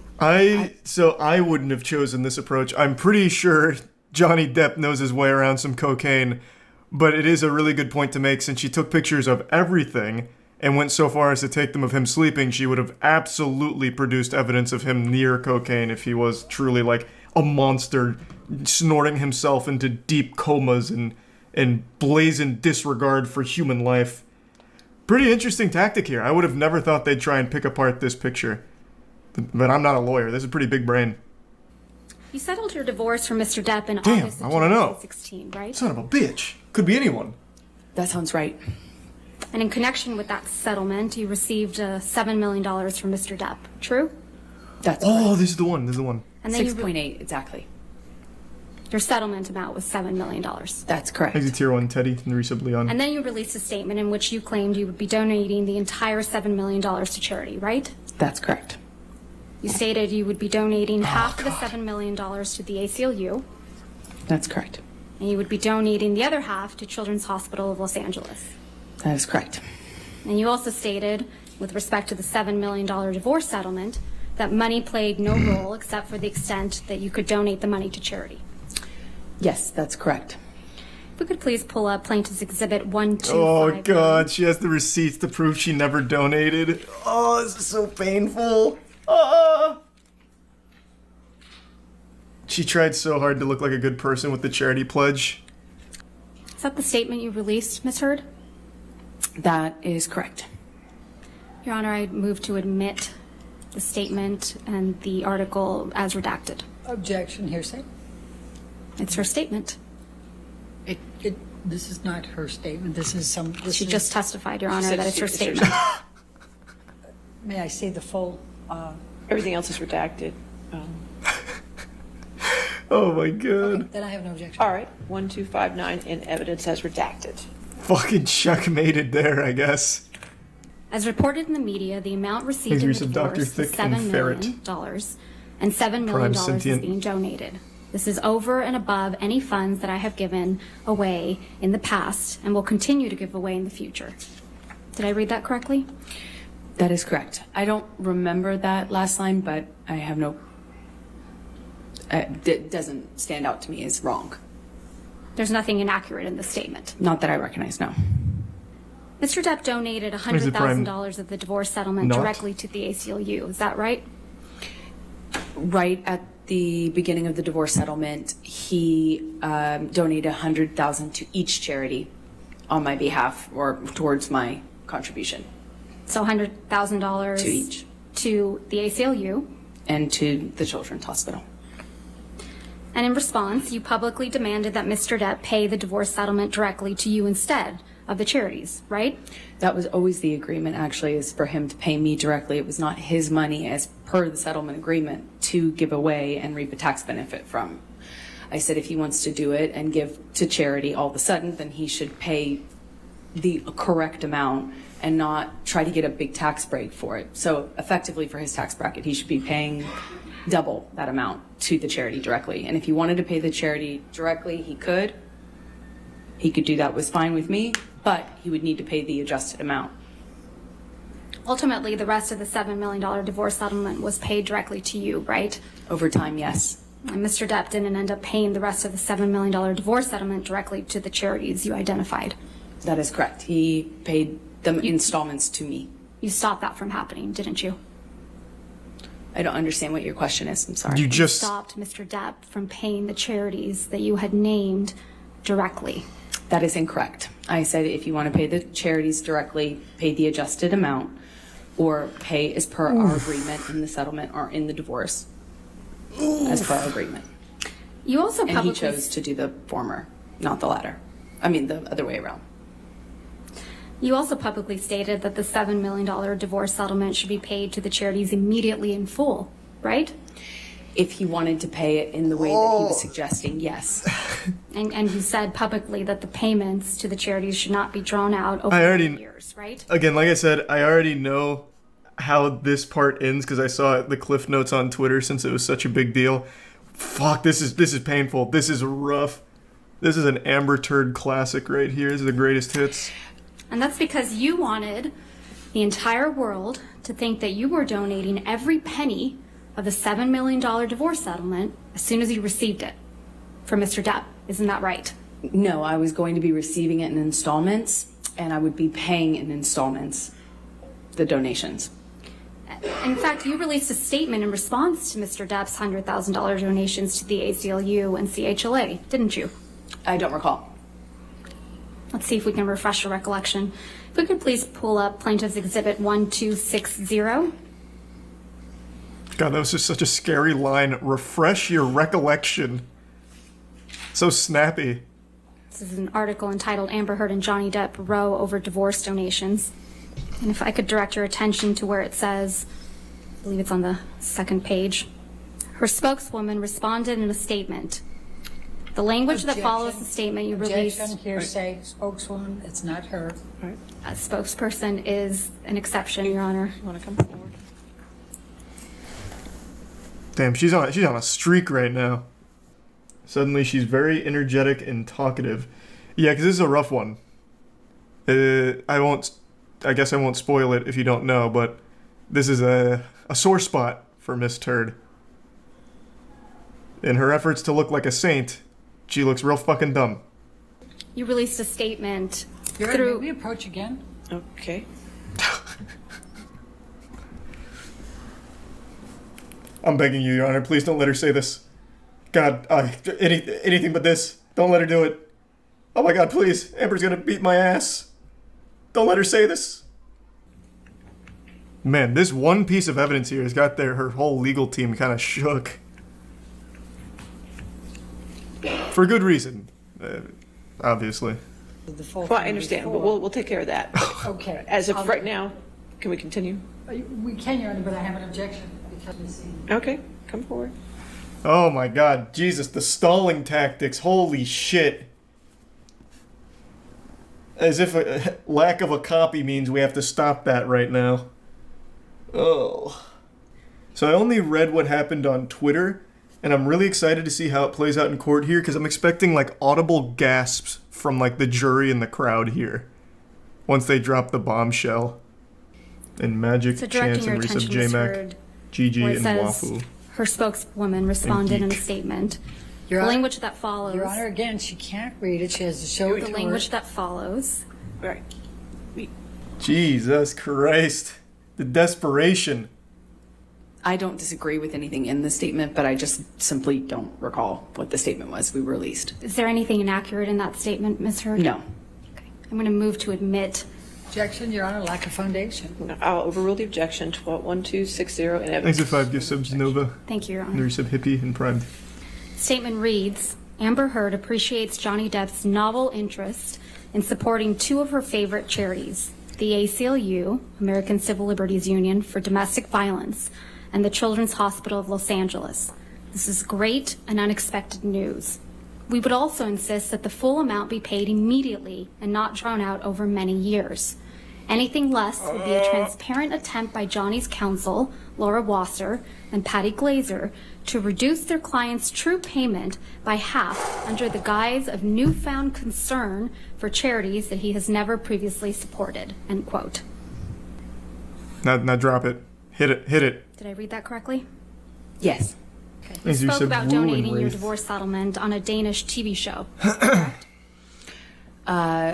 I believe I said I had... There's some Vanilla and Elder. I believe I said I donated it to charity, but it was already printed or already... If we could please play Plaintiff's Exhibit 346, which is a portion of your appearance on this program. And we would ask that it be moved into evidence and ask for permission to Your publish Honor, it. it contains, it has hearsay, it contains other communications with other individuals. Your Honor, if we may approach very briefly. Oh my God. Jesus, this is taking so much just to get to the big point that she wants to make. Because her Amber fucking Turd's lawyer is desperately trying every objection, every approach, and getting overruled at every step, but just drawing it out. Holy shit. In the prime ash can. So what's happening so far? She is setting the stage with this charity thing with the divorce settlement. Amber made a big song and dance about how the money needs to be donated to these two specific charities from Johnny Depp. Well, if he so chose to, but he needed to do it all in one lump sum instead of drawing it out over the course of installations, making it a big deal. Like, he has to do it right away. It should be done right away, otherwise it's not done correctly at all, instead of being like paid out over time. And instead of allowing Johnny Depp to do that, she forced him to pay her money instead, so that way she would do it with the money. We haven't gotten to the big meat of it, because her fucking lawyer keeps interrupting getting to that point, because she's had to set all of the groundwork here to show exactly what Amber Heard was claiming she wanted to do and would do, and what Johnny Depp had to do and should do, versus the reality of what happened. And it's just taking a long time to get there because Dr. Evil's lawyer over here keeps objecting everything unsuccessfully.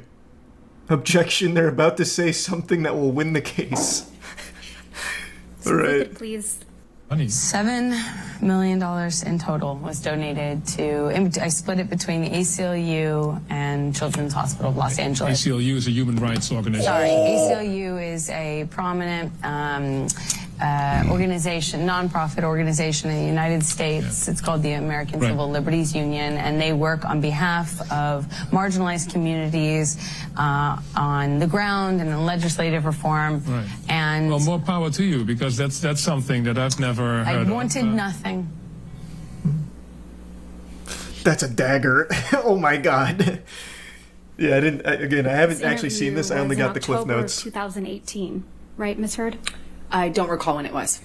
It was in 2018, right, Ms. Heard? I don't remember when this was done. This was after you had received the full $7 million of your divorce settlement for Mr. Depp, wasn't it? Again, without knowing when it was recorded, I have no idea. That's such a... I'm going to take an approach here. That is the stupidest thing to say. It's a recorded television show, a very popular one, obviously. You can easily just look up when it was recorded. This is an awful defense, and it's not even a good stall because they obviously have the date that it aired. Jesus Christ. The $7 million divorce settlement was paid to you in full by February of 2018, right? That's correct. Objection to her testifying to what Mr. White testified to. That Okay. It's a he literally testified to it in court. I'll overrule objection. Okay. Thank you, Your Honor. Mr. Depp's accountant, Edward White, testified that he made the payment directly to the ACLU and CHLA, correct? I believe so. Stop! What the fuck? Why does it keep doing Made that? to you, weren't they? That is correct. Mr. White testified that the payments were all made on schedule. I'm going to object to her testifying to what Mr. White testified to. It's Overrule the improper. objection. Go ahead. Thank you, Your Honor. What was the strategy there? It's the same test. You were here in court. Oh my God, she's dumb. When Mr. White testified that the payments were all made on schedule, right? My question was, you were here in court when Mr. White testified under oath that all the payments were made on schedule. I was here every day in court. I heard his testimony, yes. Okay. So in this October 2018 interview, you said that you had, quote, donated, end quote, your entire divorce settlement to charity, right? That's correct. And in fact, your exact words were, quote, $7 million in total was donated to, I split it between the ACLU and the Children's Hospital of Los Angeles, end quote, right? That's correct. I made that statement as soon as I got a divorce and we reached the settlement. That's when I pledged it, right then. And you say this because you, quote, wanted nothing, end quote. That is correct. But you hadn't donated your entire $7 million settlement to charity at that point, had you? That's incorrect. Sitting here today, Ms. Heard, you still haven't donated the $7 million divorce settlement to charity. Isn't that right? Incorrect. I pledged the entirety of the settlement, $7 million to charity, and I intend to fulfill those obligations. Oh, she knows. Okay, she knows. She knows. Please. She's now saying try to pledged. answer my question. Sitting here today, you have not donated the $7 million. Look at the movement now from the audience. Not pledged, donated the $7 million divorce settlement to charity. I use pledge and donation synonymous with one another. They But do I the same don't. thing. Ms. Heard, No one does. It's I don't terrible. use it That's a terrible synonymously. defense. That's how donations are paid. Ms. Heard, respectfully, that's not my question. As of today, you have not paid $3.5 million of your own money to the ACLU. Yes or no? I have not yet. And as of today, you have not paid $3.5 million of your own money to the Children's Hospital of Los Angeles, correct? I have not yet. Johnny sued me. So as of today, Doesn't matter. It doesn't matter. paid $7 million of your divorce settlement to charity, right? I have not been able to fulfill those obligations yet. And that's because you did want something, didn't you? I didn't want anything and I didn't get anything. You wanted Mr. Depp's money. Didn't get it, wasn't interested in it. I loved Johnny, that's why I was with him. You wanted praise for donating the money, right? Oh, this is like right out of a movie. That's incorrect. Holy shit. You wanted good press. You wanted to seem altruistic publicly. Wasn't my interest. My interest is in my name and clearing my name, and at the time I was being called a liar and my motives were being questioned. I did So then you see lied it as again. important to clear that up. I wanted to make a statement to make sure that there was not any doubt that I couldn't be labeled these things just because Johnny was a bigger star and had more publicity reach. Is he tier 2 You wanted to bear and remind tier 1 everyone raccoon? of your claims of in the domestic resub violence Fritos. against Mr. Depp, right? No, I wanted to move on with my life. You wanted to make those claims seem believable. They are believable. They were You wanted believable. them to be seen, you wanted to be seen, excuse me, as a noble victim of domestic violence, I didn't have you? never wanted to be seen as a victim. Nor have I You- ever called myself one. Fuck, this is such a slap down. Testified under oath. Jesus. Quote, the entirety of your divorce settlement was donated to charity. End quote. That is correct. I pledged the entirety. I'm going to move to strike everything after yes. You testified under oath, quote, the entirety of my divorce settlement was donated to charity, end quote. That statement wasn't true. It is true. I pledged the entirety to charity. The statement... When you say you buy a house, you don't pay for Ms. the Heard, entire house Ms. Heard, at one respectfully, time. You pay it I'm over not asking, time. Ms. Heard. All right, next question. Well, okay, I'm coming in with my own here. Even if that is the case and she wants to use that line, it completely goes against everything she set up in her other statement where she told Johnny he's not allowed to do that because it's not by the rules. She wouldn't allow it. So now she's now backpedaling into that same line of thinking where it's like, oh, actually, I plan to do it in over time installments, which is exactly what she forbid Johnny from doing in the first place. So nothing she's saying even fucking works. You didn't donate it. It's a yes or no. I haven't been able to to fulfill those So that's a no, obligations. right, Ms. Heard? I made the pledge. I want to be very clear. I pledged the entirety. I haven't been able to fulfill those pledges because I've been sued. You had all of the $7 million for 13 months before Mr. Depp sued you, and you chose not to pay it to the charities you pledged it to. Is that correct, Ms. I Heard? disagree with your characterization of that. I disagree with the facts. It makes me look bad, so I object. Testimony from the UK. Fuck, that's such a bombshell. Completely pokes holes in everything that she says because it ruins her credibility. Which is why it's such an important piece.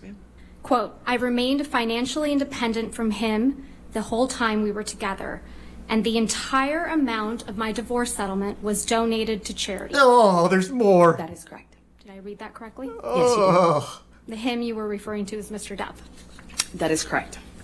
Oh. Most of the money that was donated to the ACLU and CHLA in your name came from someone else. Isn't that right? I don't know what you mean by most of. Well, at least $500,000 that was donated to the ACLU in your name wasn't paid by you, right? I believe Elon made a donation in my honor on one of the years. Yeah, and it didn't come out of your $7 million divorce settlement, right? No, nor did it count towards my pledge. And at least $500,000 that was donated to the Children's Hospital of Los Angeles in your name wasn't paid by you either. Oh, God. But those were made at the same time. And it didn't come out of your $7 million divorce settlement. Nor did it count to my 3.5 obligation. Those $500,000 payments came from your new boyfriend, Elon Musk, right? I don't know if he was a new boyfriend at the time. Irrelevant, but all right. You got him to pay part of what you promised to these two charities, didn't you? Incorrect. Oh, that's such a brutal line of questioning. $7 million divorce settlement for yourself, right? You're very wrong about that. I think this, if Your Honor is fine, you said this is a good stopping breaking point. Okay, that's fine. All right, ladies and gentlemen, we'll stop here for the evening. Remember tonight, do not do any outside research and do not discuss the case with anybody. I know these days are a little longer, and I appreciate your patience and your taking care of everything here. Please take care of yourself tonight, okay? And we'll see you in the morning at 9 a.m. God, what a fucking beat down. Well, Johnny Depp's lawyer's wild. She's really good. Meanwhile, Amber Turd has like a geriatric senile lawyer. She didn't get a successful objection a single time in the entire hour and 55 minutes. And she tried so often. That is... I can see why she keeps throwing her legal team under the bus. Damn near getting them disbarred on the spot by claiming that they sent the photos to the fucking People magazine during an active investigation. I can see why she's so upset and salty about it. They are trash. Well, that was pretty fucking intense. That was a lot more intense than I thought it would be. I didn't think they'd go so hard. Nor did I think there'd be some kind of like new evidence in here that we hadn't already at least heard of. But apparently that entire charity thing was just a goddamn lie from Amber. Which is so weird. Why even bother making that pledge when you're never going to fulfill it? She had it for 13 months and never donated a single penny from the divorce settlement, even after claiming twice she already donated all of her money. Publicly. And then desperately trying to say that she views pledged and donated the same.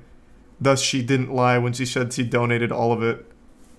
Yeah, that was expertly done by Johnny Depp's squad. And even somehow James Corden and Elon Musk came into this. This was a wild, action-packed day in court. Dentorius? What are the Amber Heard zombies saying in her defense about the charity thing? Because I can't imagine anyone would be like, oh no, that's totally reasonable. I obviously knew she meant that she had only pledged her whole divorce settlement when she told me she donated all of it. Watch the end. Oh, is it not over? I assumed it'd just be them walking out. There's a post-credit scene. Oh, okay. Johnny Depp's lawyer gets recruited to the Avengers.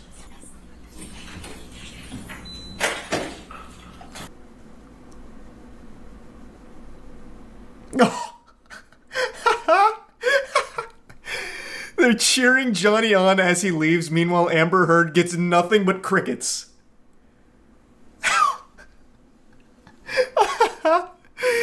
Oh, it's so fucking adorable. They literally wave him off, giving him a standing O on the way out. Fuck me, man. That was so wild. That was so wild. Everyone unironically clapped, holy shit. Yeah, that's like one of those Reddit / true stories that's always a lie. And then everyone clapped. But actually happened. Miami, Florida. And this is Eduardo Arama. Good idea, Arama Goose. is supposed to be locked up inside said facility, but he's not. And that's a problem. The inmate did not escape. Instead, a paperwork error triggered his early release into the public. Nice. What just happened to be his 52nd birthday. It was a nice present. Congrats, Eduardo. Arama still had just under a year to serve, linked to criminal mischief, probation violation, and shooting or throwing a deadly missile into a dwelling or vehicle. What is a deadly missile that you can throw? Throwing a missile into a dwelling or vehicle. What does that mean? After realizing the mistake, What? authorities issued warnings to the public, including this wanted flyer. Based on Arama's criminal record, his accidental the prime release brick was a in the serious reset one situation. bony. For nearly 3 days, there was no sign of Arama. Maybe Tug. Until he resurfaced in an unlikely place. On a Zoom call with the Miami-Dade Circuit Court. That's Why? Arama, who despite being aware that he's currently a wanted man, looks pretty relaxed from an undisclosed location with a friendly little pooch on his lap.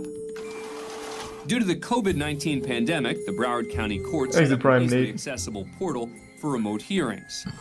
Prior to his release, Arama had a hearing scheduled for today that he should be joining from inside the correctional facility. But instead, it looks like he's What? on the patio.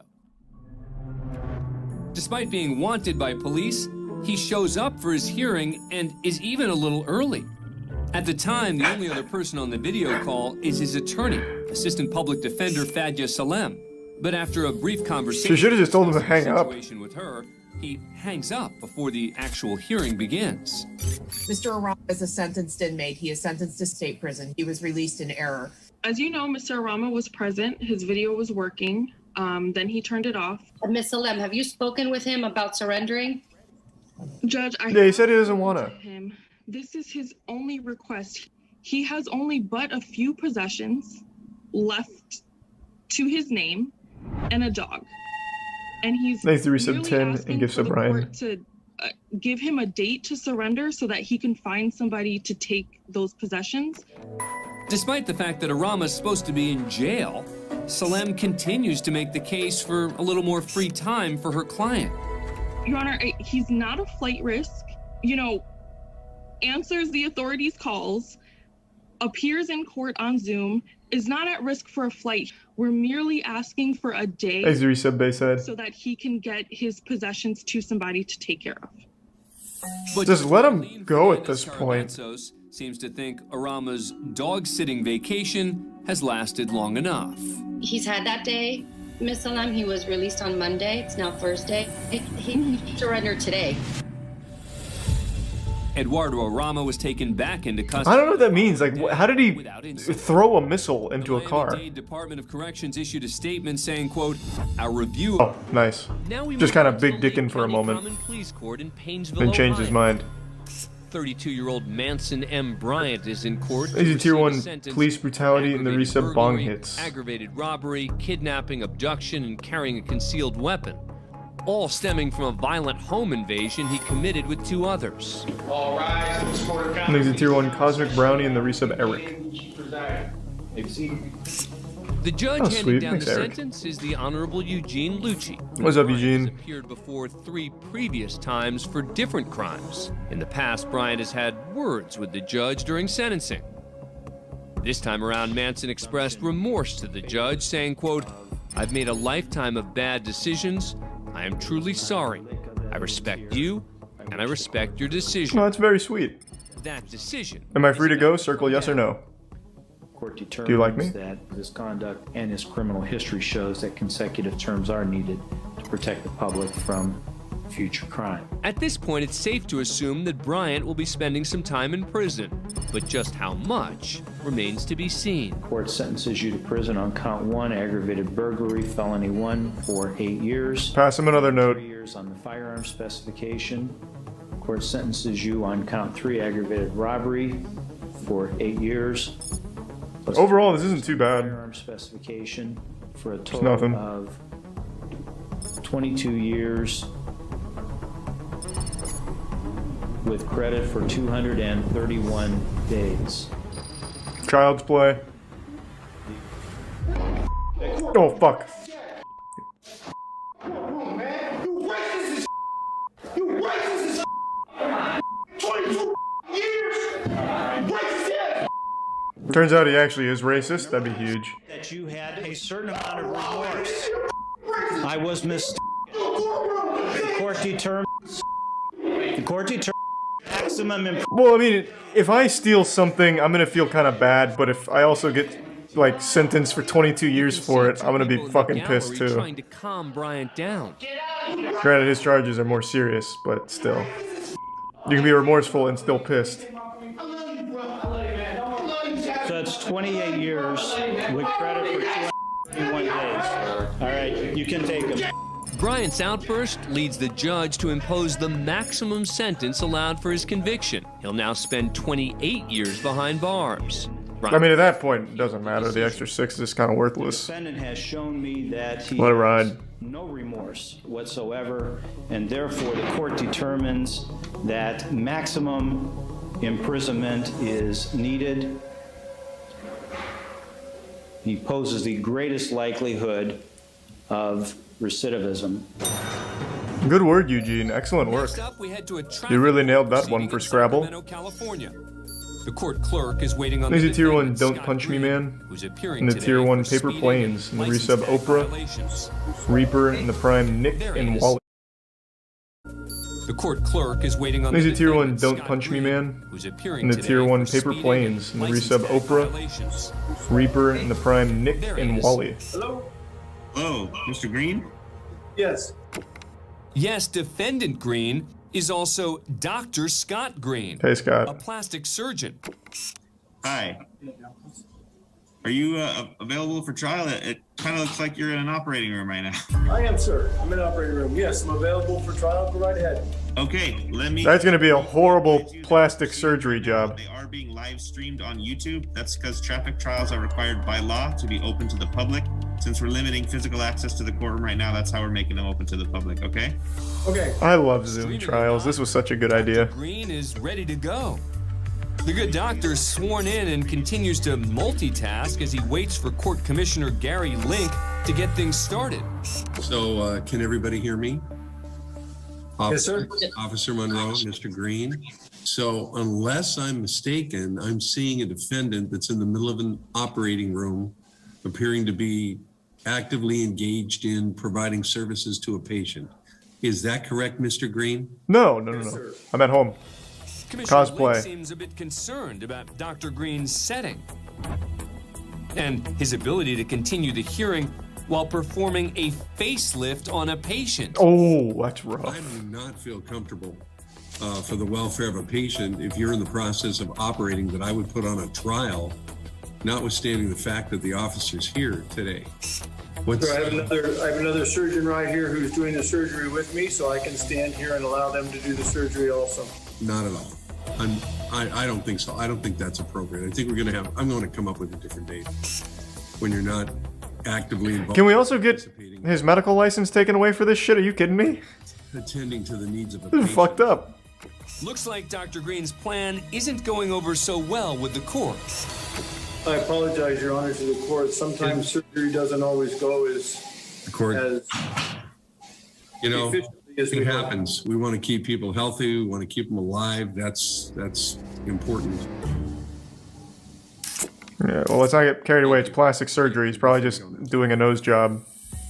Although the Zoom received plenty of attention from the media, the original court business was resolved when Dr. Green paid his fines just a few days later.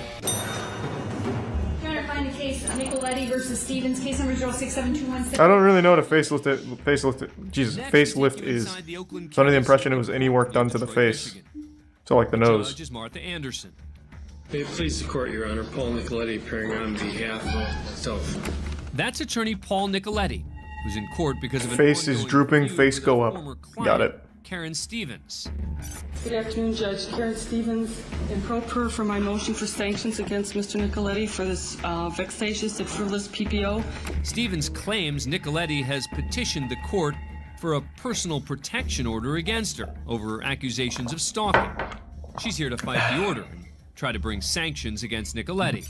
My motion for sanctions against Mr. Nicoletti for this vexatious and frivolous PPO. I'm sorry, on his what? I have a motion for sanctions against... I know that. And the purpose of the sanctions are based on what? It was a frivolous and vexatious PPO based on nonsense. I am not stalking Mr. Nicoletti. I haven't signed a PPO. Uh-oh. Just to clarify, the personal protection order that Stevens is referring to has not even been issued. His petition for a PPO. Let me... Okay, were you served? No, I wasn't, but may I... No, you may not. I'm confused. You ask to sanction someone when you haven't even been served. That's the point. Stevens, do not interrupt me when I'm speaking, ma'am. I have a constitutional right to be heard. On what basis? There is no case before me, ma'am, other than the fact that you filed this frivolous motion, taking up this court's time for no good reason. I think it's a good reason. Entertainment. Your own personal vendetta against this man. I did not issue a PPO. And here you are taking up my time so that you want me to chastise him and make him pay money? No, ma'am. Your relief is denied, and in addition to that, I am sanctioning you with costs of $500. Nice, get fucked. So not only does Idiot. Stevens fail to get sanctions against Nicoletti, but she's hit with a $500 fine of her own. Unhappy with the decision, she has some choice words for the judge. Contempt of court, let's go, speed run. I beg your pardon? I knew it was fixed. Miss Stevens, I highly suggest that you just exit my courtroom and go pay the sanctions before I find you in contempt. But the story doesn't end there. They fight. Through a clerical mistake, Stevens is back before Judge Anderson. Oh god, welcome back. Later. Now they're friends? Let's go. Court, Karen Stevens. Miss Stevens, the last time you appeared in court, the court ordered that you pay $500 in costs. The clerk's office made a mistake with respect to your credit card, and only $5 was assessed as opposed to the $500. When the clerk's office attempted to correct the mistake they made, you basically objected to your credit card company, and that brings you here today. As you said, Billy. Do you have the $495? I have not played that, don't punch me. Owed? I have my credit card, but I did file an objection and an answer to this order to show cause that wasn't properly served, didn't have an affidavit of merit. Looks like Stevens still wants to discuss the protection order, but Judge Anderson isn't having it. Miss Stevens, do you have $495 with which to pay today? I just said I have my credit card. I do not have cash. Very well then, Miss Stevens.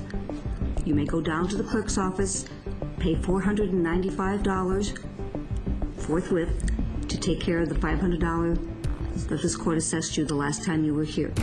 But Karen Stevens isn't one to go quietly. Let's go, Karen. What statutes or court rules you rely on to sanction me in the first place? That's part of due process. Ms. Stevens, do you wish to comply with my request, or do you wish me to find you? Is it a court order? I need a court order. Ms. Stevens, my clerk will call down to the clerk's office and let them know you are coming. There will be no court orders, what you're saying? Ms. Stevens, please do as I've directed you to do. Thank you. Stevens ultimately lost her feud with the judge and Nicoletti. She was not only ordered to pay the fine she owed the court, but Nicoletti's attorney's fees as well. Hey, happy ending. Thanks for being a fan of courtcam. Subscribe to A&E. Good work, Karen. She did pretty well, all things considered. I think that art degree that she had really paid off there in court. She was able to hold her own. Man claims he robbed the bank to pay for daughter's cancer treatment. Oh, that just sounds sad all around.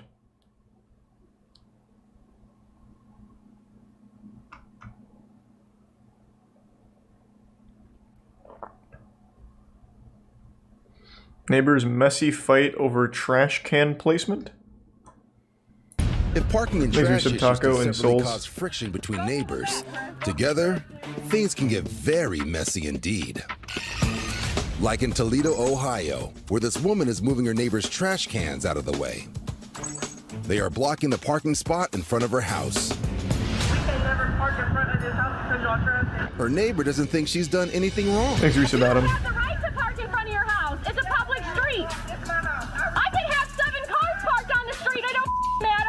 And supported by her husband, The public street. she starts to move them right back.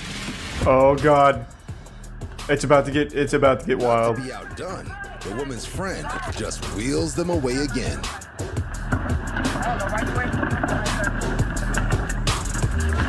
Really overdrafted. The woman is now trying to park. Hey, whoa now. Not the recycling bin. Have some decent. Oh boy, now you've done it. But with both sides now locked in a standoff, tempers, like the trash cans, are about to spill over. Oh! What the fuck is going on? Hey, now what the fuck is this? My garbage! My precious garbage! No! It's all over this place now. This trash tit for tat is not over yet. The woman in purple is determined to have the last word.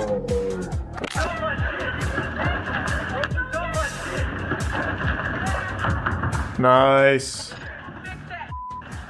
Police later arrive, and this woman is fined for dumping trash illegally on the street. The neighbors no longer live next door to each other. I was expecting something a little bit wilder. That was pretty tame, all things considered. I would say that the guy should also get charged, considering he's the one that started the dumping.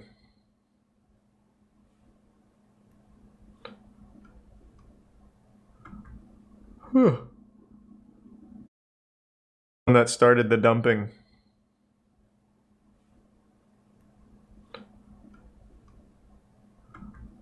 Whew.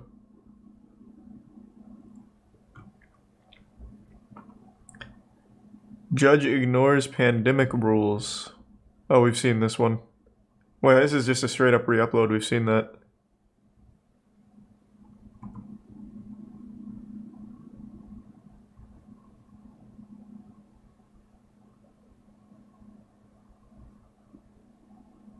Yeah, there's some new slapping that we'll watch in just a minute.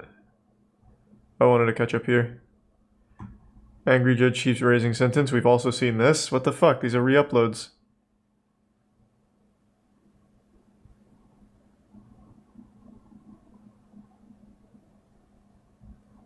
Man slams door on thief breaking into his car. 45 miles northwest of Chicago is the city of Crystal Lake, Illinois, home to Aaron and Samantha Helmer and their 3 children. Our neighborhood is nice, quiet, suburban American neighborhood. We've lived here for 4 years. We get along with Wait, what did he say? out here. At 3 a.m. one morning, Aaron is awoken by an intruder alert from his home security system. A stranger has walked onto his driveway and tried the door of his unlocked car. I look at my phone and see that my car door is wide open and the light is on. Didn't really think about if the guy had a weapon at all. I just knew that I didn't want somebody in my car. Oh my God.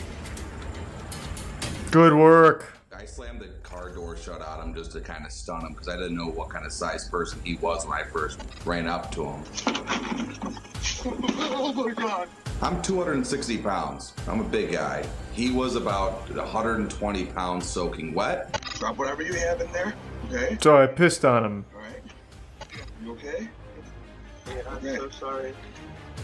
I think this kid was scared that I came outside of my underwear. What do you have in there? Thanks, resub King Laven and Penguinz fan and Clip Clop. At 3 o'clock in the morning, I And was it's scared Panda. doing that. I was trying to make money or something. I'm hiring. Everybody's hiring. Yeah. So much. I don't want to explain it. Aaron called my phone, and Long story short, now that guy's the CEO of my I company. like to sleep, so I was not very happy that I got woken up to some kid breaking in our car. Is my wallet in there? So when I walked out, I just said it like right away, like, call the police. Like, why are we standing here? What the f you doing? I'm really sorry. But then, like, I saw it was a kid, and I could see that, like, Aaron was kind of unsure of how to... Aaron's looking good right now. He just went into mom mode. What else you got? What else did you steal from other people? Just some money. How old are you? 17. What the I know, I'm sorry. You trying to go to jail? Thanks to Prime Hike and the resub Batmeg and Magikarp. He was a young kid. If you call the cops on him right away, that could scar a young kid on his record. I used to get into trouble when I was younger, and I didn't want that. How many other houses did he hit so I can get this back? Honestly, I just wanted to get through to him, like, how stupid what he was doing. Well, let's beat his ass. Fuck it. Let's really teach him a lesson. If he would have caught the wrong house, he could have got shot over, like, a couple of dollars. I think this is your lucky break, man. Yeah. We talked for about 10 minutes or so. He never tried to run at all. Where do you live?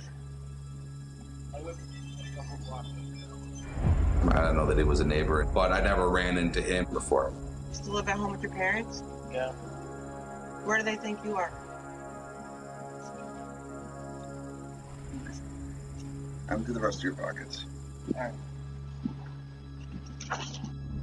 So he had about... Hit him with the car door again. Glasses, around 5 pairs of prescription glasses, about $5, $10, like $20. He had a pocket knife on him, and he had a bag of Skittles.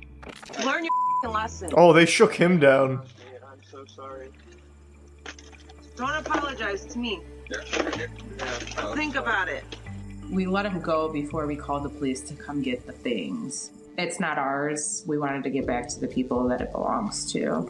He stole Skittles, sunglasses, and $20. I don't think they're that upset about it. No. Especially judging by this driveway. He was apologizing that he would never do it again.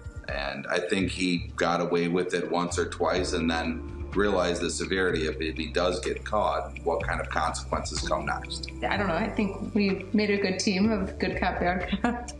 I'm going to fuck the bed.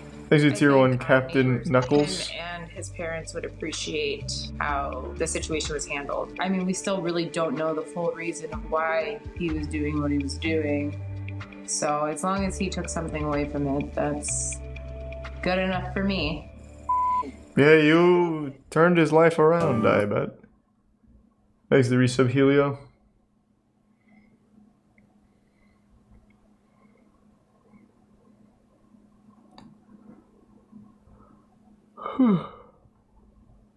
Midwest girls fly to LA to stay with mystery men.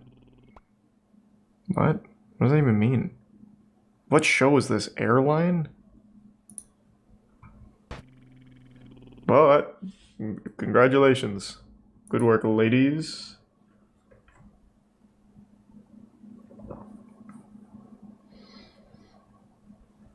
Alright, let's catch up on some... Thanks, resub Guitar and Temptations and Vicky. The deputy's taking a handcuffed Elizabeth Cooper into custody following her pretrial hearing. Cooper was arrested for the death of 31-year-old Christopher Statura. Statura was found dead from a heroin overdose in his mother's garage, and the family fingered Cooper for providing the lethal dose. She was charged with first-degree reckless homicide, possession of narcotic drugs. Thanks to Prime, Dude Man Bro, and Resub a Possum.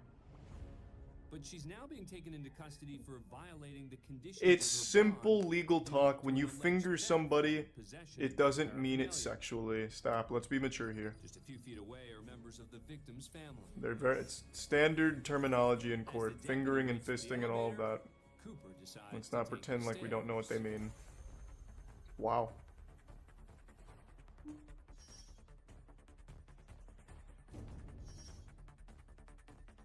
She did not get very far.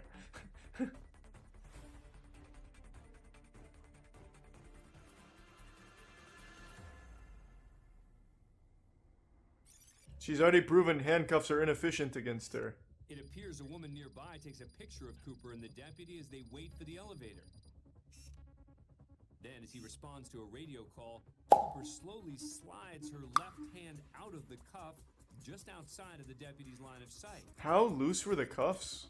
Now it's time for Cooper to make her Thanks to move. Resub Manslayer insured. She takes off down the stairs. Is this how Chris Angel does it? The deputy chases her, followed by someone believed to be a victim's family member. Cooper darts down the stairs, but trips over the last step. Just as another guard joins the chase and jumps on top of her. It was a good attempt. I don't know why the slowest people are the ones to try and escape. Jumps in the mix too. That was horrible.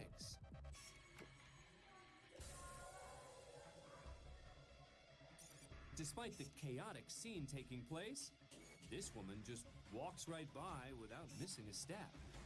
What's she supposed to do? Go over and help? A few moments later, Elizabeth Cooper is handcuffed again. Thanks to give sub pups and resub Rudy. One of the bystanders helps Cooper put her shoe back on, while this woman with the victim's family snaps another photo. For her failed attempt at freedom, Elizabeth Cooper received several additional charges. Nice, worth. Pled guilty to second-degree reckless homicide, bail Thanks, jumping, Resub Josh. escaping causing injuries. She was sentenced to 4 years in prison at the Tachita Correctional Institution in Fond du Lac, Wisconsin. Thanks for being a fan of courtcam. Very nice. I think you really need to analyze your own capabilities. If you're gonna try and escape, think back on like your 40-yard dash time. If it's over 15 seconds, it's probably just not even worth getting the extra charges. You're not gonna get very far. You don't know when to be quiet. I think these are gonna be ones we've already seen. Thanks, Resub Crazy Ghost. Next, we go to a bond hearing in Elyria, Ohio. Appearing remotely is the defendant, Ebony Burks. She's charged with misdemeanor assault and domestic violence against her grandfather, Shedrick McRae, and his companion. At the bench is Judge Gary Bennett. Good morning, Miss Burks. Good morning. After reading the charges, the judge asked Burks how she'd like to plead. That is pretty crazy. We have 3 pleas available to you today. Was it actually spelled Elyria? Is the defendant, Ebony Burks. Yeah, it's actually just an Elyria courthouse. Could be difficult since she shares a home with McRae. No contact means you can't call him, you can't write him, you can't text him, you can't email him, can't leave a message on some social media, you can't go visit him. If you go someplace, even though you may have arrived first and one of them shows up, you have to leave. So you gonna tell me I can't go home? I'm telling you, you can't go home. If you live with Mr. McRae, you cannot return to that residence. Oh, but how you just gonna tell me I can't go home? What? How you gonna tell me I can't go to my home? I just did.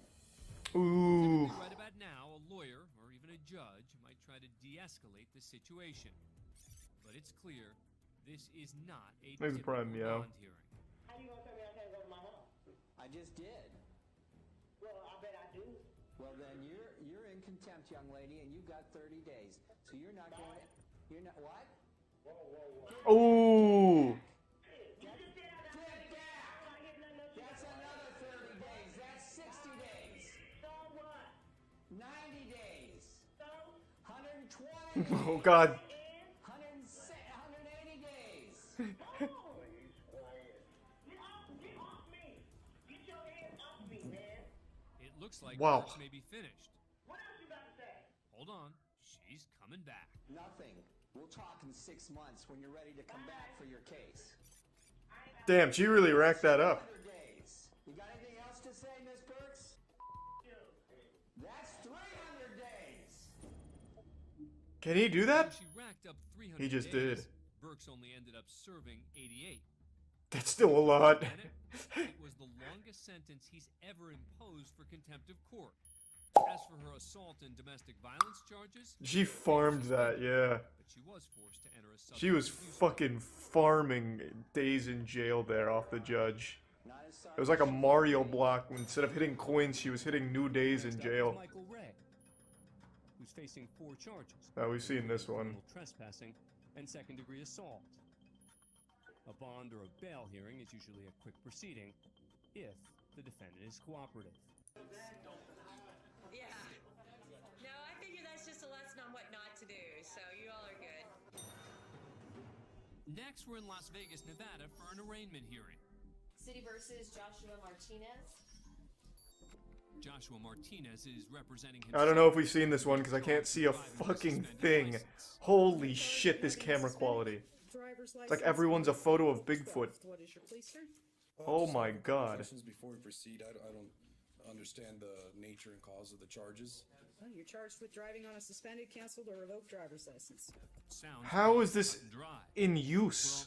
Not to Martinez, who apparently wants to. This is like the world's first video camera from the 1800s. Okay. Is there a sworn statement against me or injured party? I believe you probably received a citation on April 12th. That would be. God, this shit looks like a deep-fried meme. Okay. And is there a injured party or damage to property here It's against charge brought by the city of Las Vegas, sir. Okay, so the city's the victim in the case?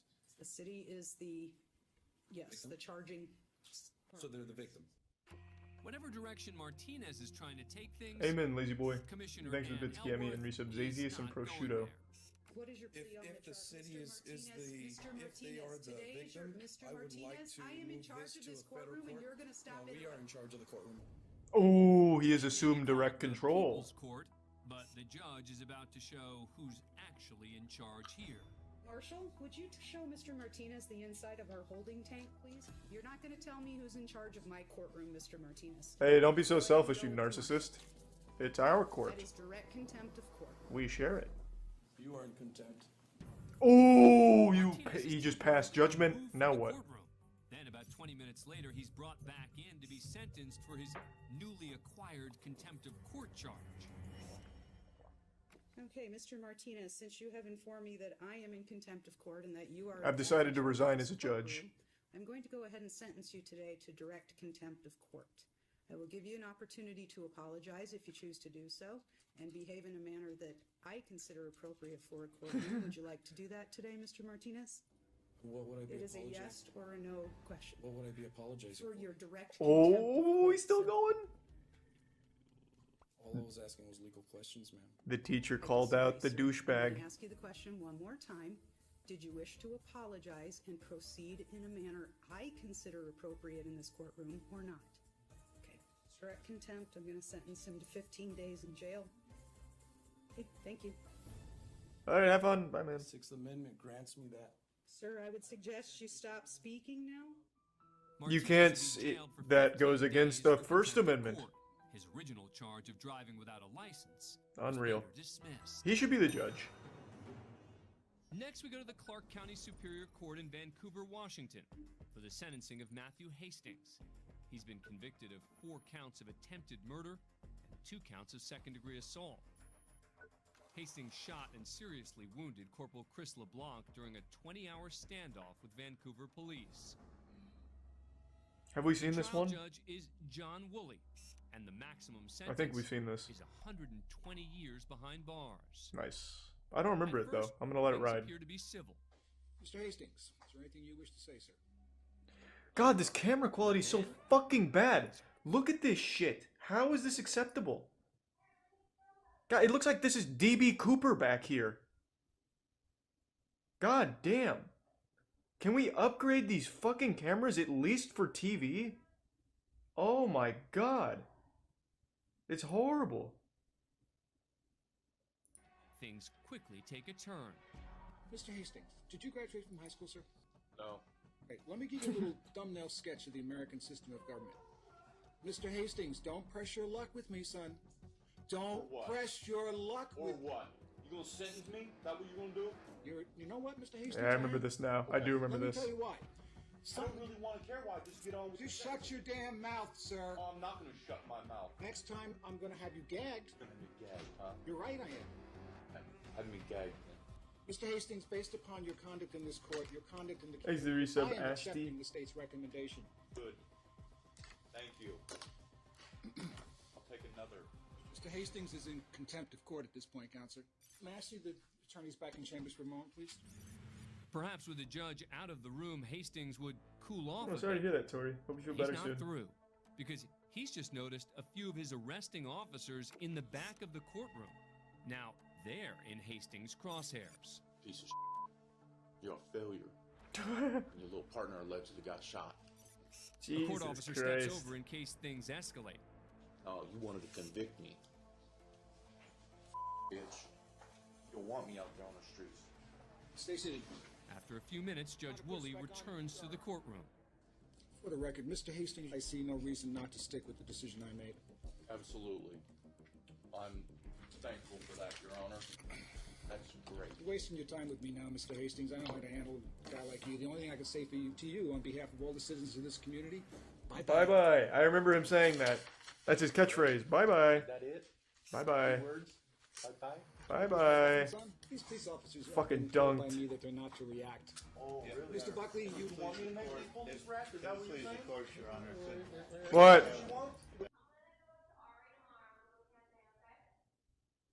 Alright.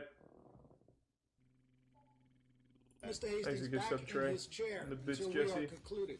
Or? Hold on. Don't call my bluff. You're really helping your case in front of the Court of Appeals. They're going to see this entire record, sir. Hey, they're going to see your entire record, too. They're going to see how you're running your mouth, Your Honor. Bye-bye. We know how to handle kids like you, son. Okay. He wasn't wrong. The judge did get disciplined. And believe it or not, on this issue, Hastings was right. After this incident and a few others like it, Judge Woolley was reprimanded for his conduct by a state commission. Thanks, Resub. But that didn't change Hastings' fate.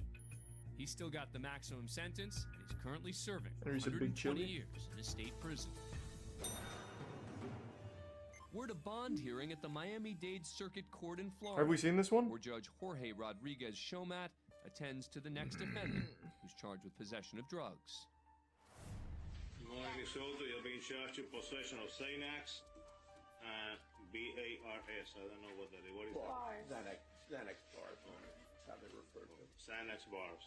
We have seen this? I don't remember this one either. Working? Yes. How much money making a week, approximately? Approximately about $200 a week. Okay, and do you own any property of value? A house, a car, bank account, significant amounts of jewelry? Yes. What do you own? Thanks, the I resub. own a lot of jewelry I'm getting far. already, as well as Go ahead. a car. Well, how much would you say your jewelry is worth? Is the judge gonna rob her? He's scoping it out. You know, we are not in a club now. Okay, but if you don't Well, kind you of see, speed up, we are not in a club. Be serious about it. I'm serious about Oh, it. you're You being just very. made me I can laugh. see you're serious, all right. You just made me laugh. I apologize. It's all right. How much is your jewelry worth? It's worth a lot of money. Like what? Like Rick Ross. I do remember this. Yeah, I remember this.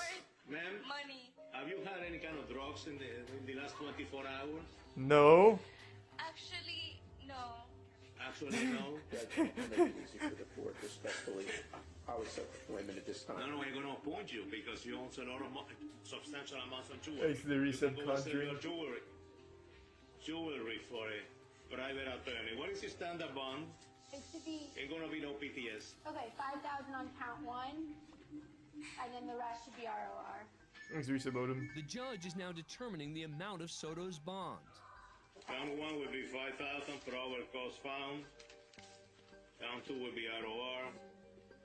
The state is requesting RR on count 2 through 26. And refer to Division 51. I don't remember what happens next, but I do remember the Rick Ross statement. Bye-bye. Adios. Come back, man. Oh, he didn't like that? Did he not like that? Come back. Let me take her again. She was saying bye. Count 1 would be 10,000. Are you serious? I am serious. Adios. You can hear the reaction of others in the court. Okay. Soto just cursed at the judge. Thanks to and Tier 1 then Andrew. gave him the finger. Prime Stolen and Risa Brighted. Come back again. Come back again. Bring him back again. I believe I heard you saying to... Yes, I did. I'm not going to the... I believe you... Did you say... No! No! No! That was the girl behind me! No, she said it! It was a girl! Soto sentenced to 30 days in the county jail. Her bail's reduced to $5,000 2 days later, and the sentence revoked 4 days later when she apologizes to the judge. My behavior was very irrational, and I apologize not only to the court and you, Thanks, but Yusuf, to David, my and family. Evil.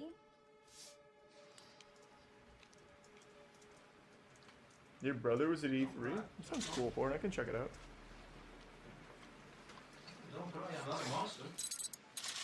I know, I make you laugh, but it's alright. Don't cry, I'm not a monster. Go ahead, tell me. And I normally don't act like that. The judge is just having some fun. Let me ask you a third question. Did you use Xanax? Did you take any Xanax Sunday? Yes, I did. How many? 2. 2? A year after that, her drug charges are dropped when she successfully completes a court order.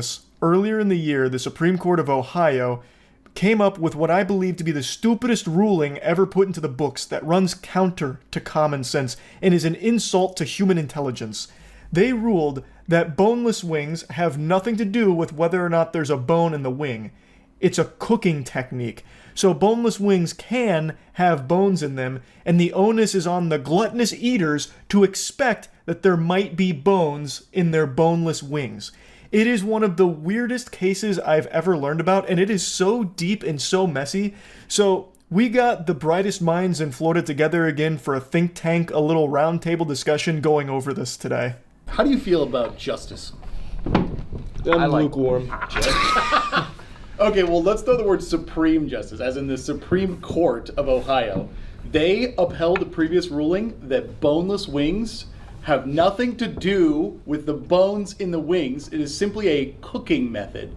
When I told you guys about this, like, as a teaser, I did not realize this goes back 5 years.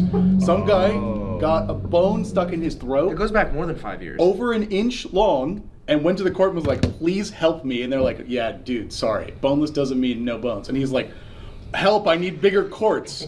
It went all the way to the Supreme Court, and multiple times they were like, yeah, no, dude, it's just about the cooking style. You can't have a reasonable expectation to have bones in the... Huh? What is the cooking style? Yeah. Taking the bones out. Yeah. Yeah. Because I feel like it's like, if they say temperature or whatever, it's like, yeah, because it's going to be different temperatures because there's no bone in it. Well, we all know bone, cremates at a very low temperature, lower than chicken, in fact. Also, let's address one very important thing here, though, that we glossed over. An inch can cause a big difference. Over an inch. An inch and 3/8. Yeah. Damn. See, every bit matters. And that got stuck in his throat. I'm imagining like Looney Tunes where it's like popping out of his They called it like a sliver or a shard. That sounds horrible. Yeah. Well, because the bones, like with dogs, you can't feed them like untreated bones because they can splinter and blow up their insides. An inch and 3/8 of a bone is not a splinter or a sliver. It's just a bone. That's about That's a fucking bone. That's an actual bone. I'm flabbergasted again. Have you? So I haven't looked into this yet, I just researched it a bunch. Okay, so has anyone, like, has there been, like, actual discussion around it, like, from authorities outside of the Supreme Court of Goofballs? So the only thing that I saw when it came to authority is that he wanted to produce a case that it was negligence to call them boneless wings and then there were bones in them. Which is absurd, by the way. And This is cooking style. Something that he was told was, you should have known because chickens have bones in them. Wow. This is the most Ohio case possible. Like, you think the framers of the Constitution had this court case in mind when they were writing the laws of the land? We're going to deal with the most important thing. But by that logic, then, should they also expect the same from, like, Tyson's chicken nuggets? A quote from one of these Supreme Court justices: "A person eating chicken fingers would know that they had not been served actual fingers." You know what? That is a good argument. That is a great argument. Also, I'm going to go out on a limb here, having not read a Tyson bag of chicken nuggets. I'm going to guess they don't say, like, 100% real chicken on them. Like, there's probably some disclaimer. Wait, that quote, they're not expecting fingers. Right. So he's saying in a boneless wing, you're not expecting boneless, which is already extremely different. That's one of the stupidest things I think a Supreme Court judge could ever say. It's like a legitly. And I feel like he like straightened his tie and he was like, "You wouldn't expect real fingers, would you?" And they're like, "It says boneless wings." I think they probably wanted this guy out of there so fast. They were just done. Like, he was like, I really don't give a fuck. Like, you wouldn't expect chicken fingers when you get chicken fingers. And the guy's like, wait, I have a retort. And they're like, no, that's actually all sorry. we have. Case closed. The intern definitely came in and said, "Hey, I'm sorry, you got a case at like noon. There's a guy got a bone stuck," and the guy's like, "Ah!" Sure, send him away. It's how they cook it. The vote ended up being 4-3 in favor that it is a cooking style and has nothing to do with the bones. The dissenting judges called the decision utter jabberwocky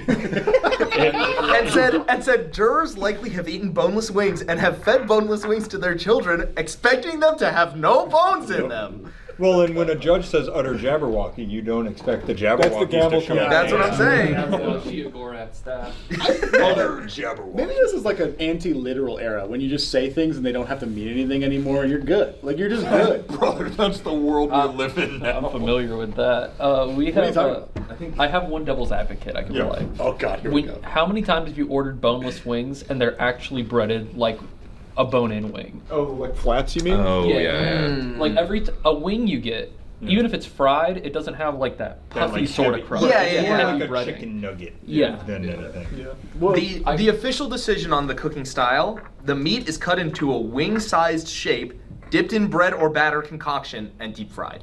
That is the boneless wings cooking style. That sounds like it leaves out all the bone, though, which comes back to it is just a bone. No, because it doesn't say deboned. It Yes. just says cut into a bone or a wing-like Also shape. leads to chicken nuggets and chicken fingers are also boneless wings. Yeah. Based on Right, I think in that definition they literally are. they are, Yeah. which is why he's talking about chicken finger. This dude.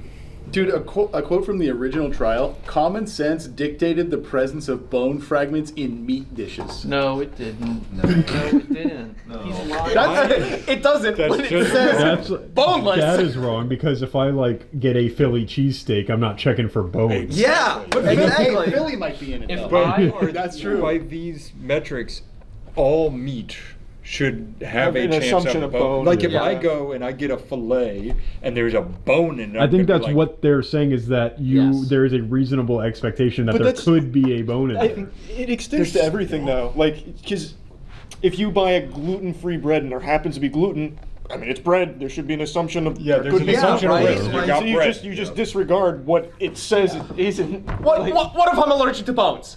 What am I supposed to do? If I made Aaron's Hooters, like Hulu restaurant Aaron's Hooters, I would be there. I know everybody would Are be you there. looking We'd be for so investors, busy, brother? which may cause us to accidentally have bones in our boneless wing. But if someone came up and said, "I got bone in my boneless wing," I'd be like, that is 100% my fault. I wouldn't take them to court. I'd be like, you're right, you'll be compensated. Was some this like way. a restaurant? Yeah. I want to find which one it is. I have the name of an artist. We should go and check all of their boneless wings for bones I'm gonna next guess time. Applebee's. So then this restaurant, if they just start serving their boneless wings 100% with bones, they're fine. Yeah, They're are they fine. okay? They're gonna be. I mean, people aren't going to go there, but yeah, they'd be It was fine. called Wings on Brookwood in Butler County, is what it was called. So I don't think it was a. I don't think It's it just was a mom and pop Notice shop I didn't say type deal. boneless wings. Yep. Yeah. Mhm. Yeah. There was an assumption of risk.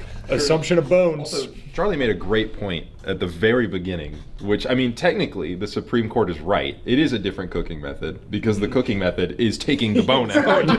It's like they Wait, were that's not what they correct. said. They just stopped. Yeah, they they were kinda like, it's a different cooking They method. kind of changed the answer a little bit to be like, we're both wrong. Yeah. Let's agree to disagree. I'm curious what the motivation is for, like, this had to go through several different courts. Like, They have to- multiple times. Supreme Court local, judges have to like write federal, full papers on these district, things. appellate, like Supreme Court. It went through like at least 25 different judges, and Yeah. all of them decided yes, boneless wings have bones in them. Actually, Well, at least a majority in each case. yeah. We're Does missing that tell such- you that maybe we're wrong?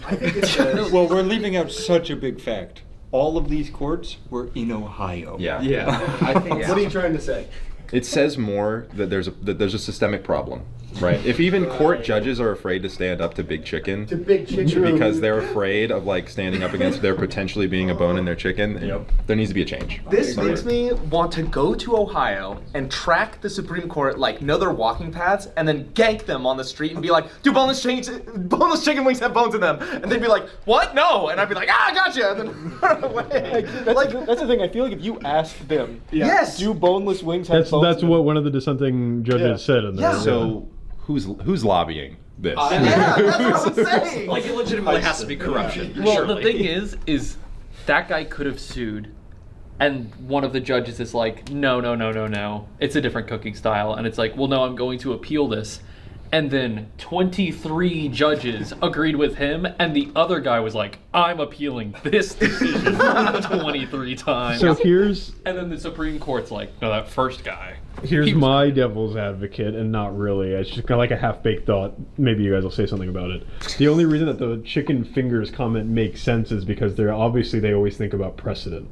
And what kind of precedent could this set if they had gone in the other direction? Like saying boneless wings have to have no bones. Right. It would implicate a lot more regulation in that field of making have food. fingers in them. Exactly. That's yeah.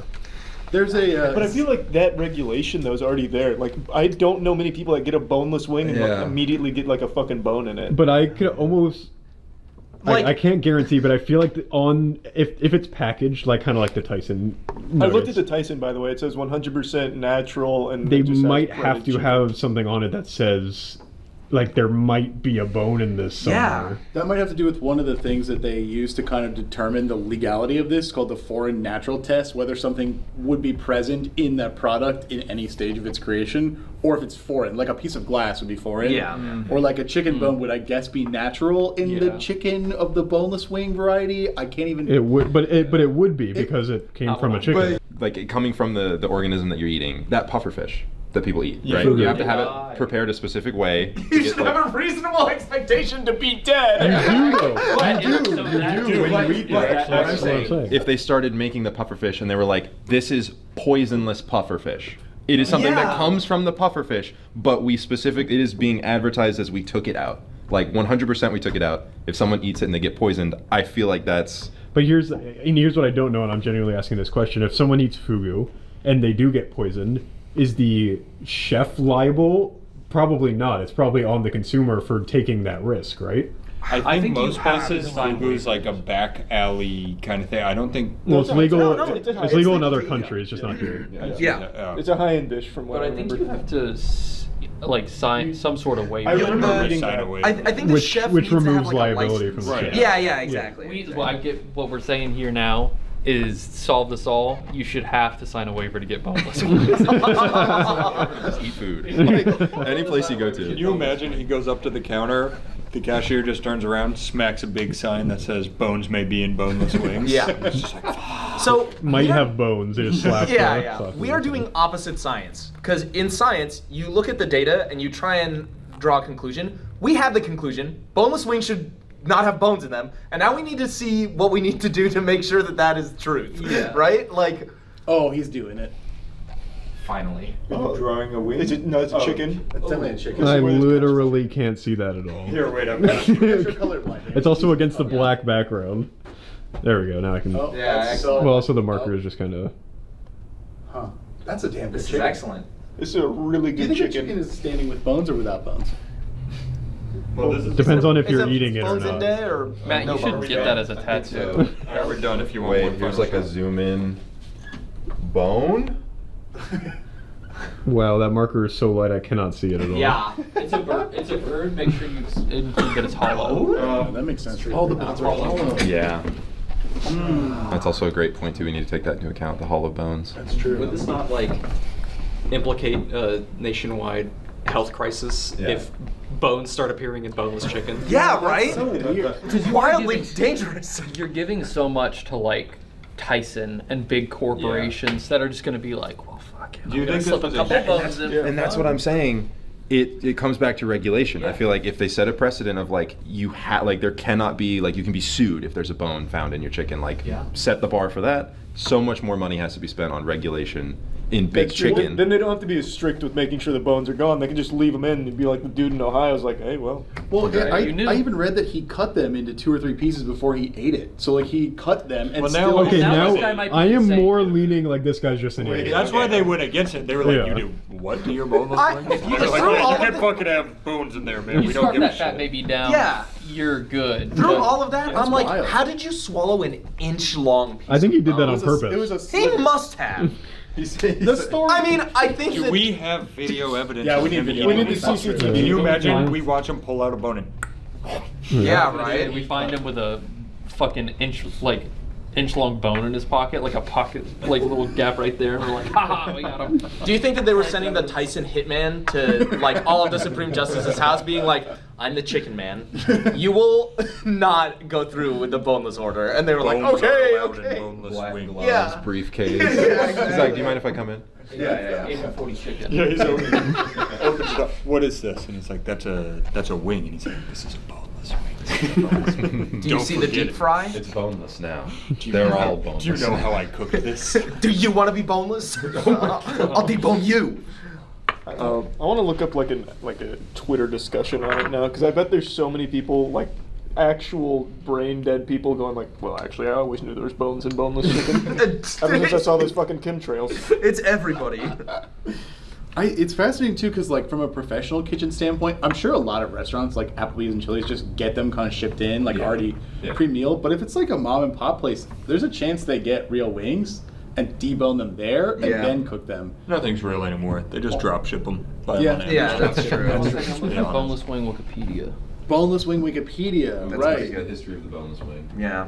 This is a little off topic, but it's been in my head since we talked about what the definition of a boneless wing is. Yep. Right. It says cut into wing shapes. Yep. Have you ever had a boneless wing that was cut Never. into a wing shape? No. Which is Now, crazy. Have I had them cut into dinosaurs? Yes. sir. Never a wing. What's the difference between a boneless wing and a chicken nugget? Words. In Ohio, nothing. So Yeah.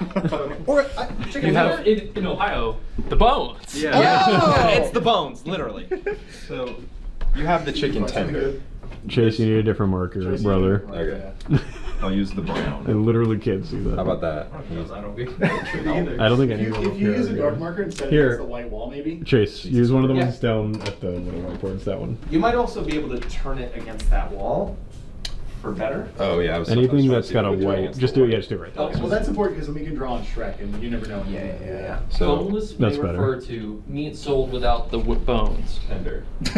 Well, Not anymore. That's Not anymore. Wikipedia, right? Yeah, but they have to give sources. Tender. What's their Tender source? is good. Bones. A nugget. Nugget, we get a little bit more freestyle. Yep. Yeah. They can be anything. Usually like this. Oh my god, that's one of the McDonald's. Sometimes they're big dinosaurs. That's My boy, thank you. Hold on.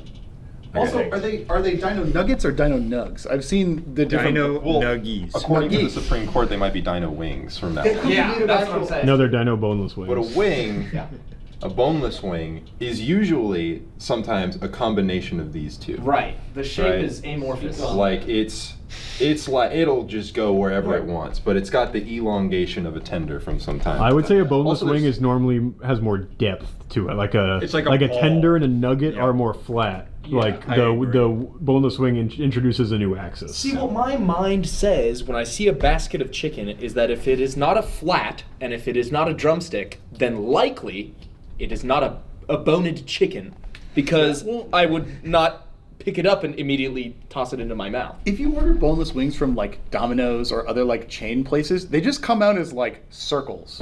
Like That's they don't, kinda- yeah. they don't even really have the wing shape. They're just chicken nuggets. Also, how big does a boneless wing have to be able to cut it up and still have over an inch of bone? That man ate a chicken cannonball. I mean, that shit was like, man, what did you find? So I've been reading through a Reddit discussion when the ruling was issued in July.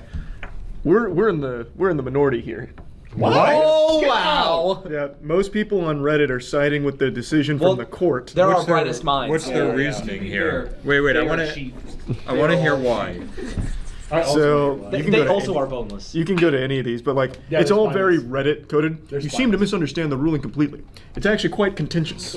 Your title is entirely, but because your title is entirely consistent with, and boneless chicken wings should not have bones, no one really contests that. However, being made from meat of an animal with extensive bones in an automated process, you certainly can't guarantee that occasional stray bones will not make their way into them.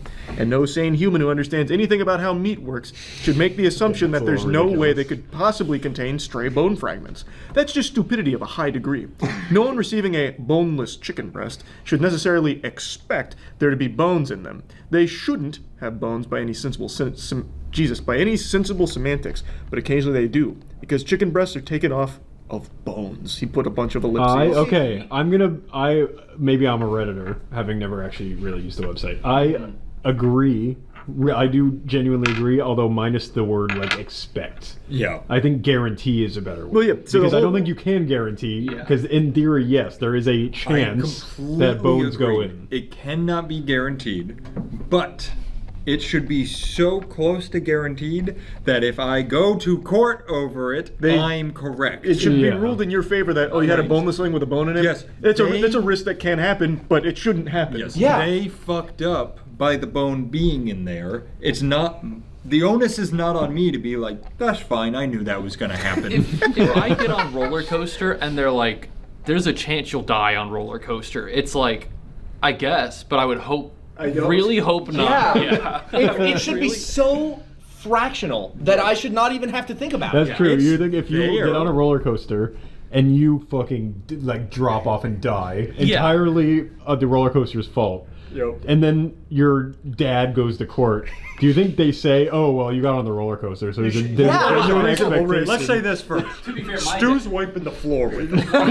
my dad, he can just be like, well, here is my son. Like, oh, I'm dead. Hi, I'm the ghost Aaron.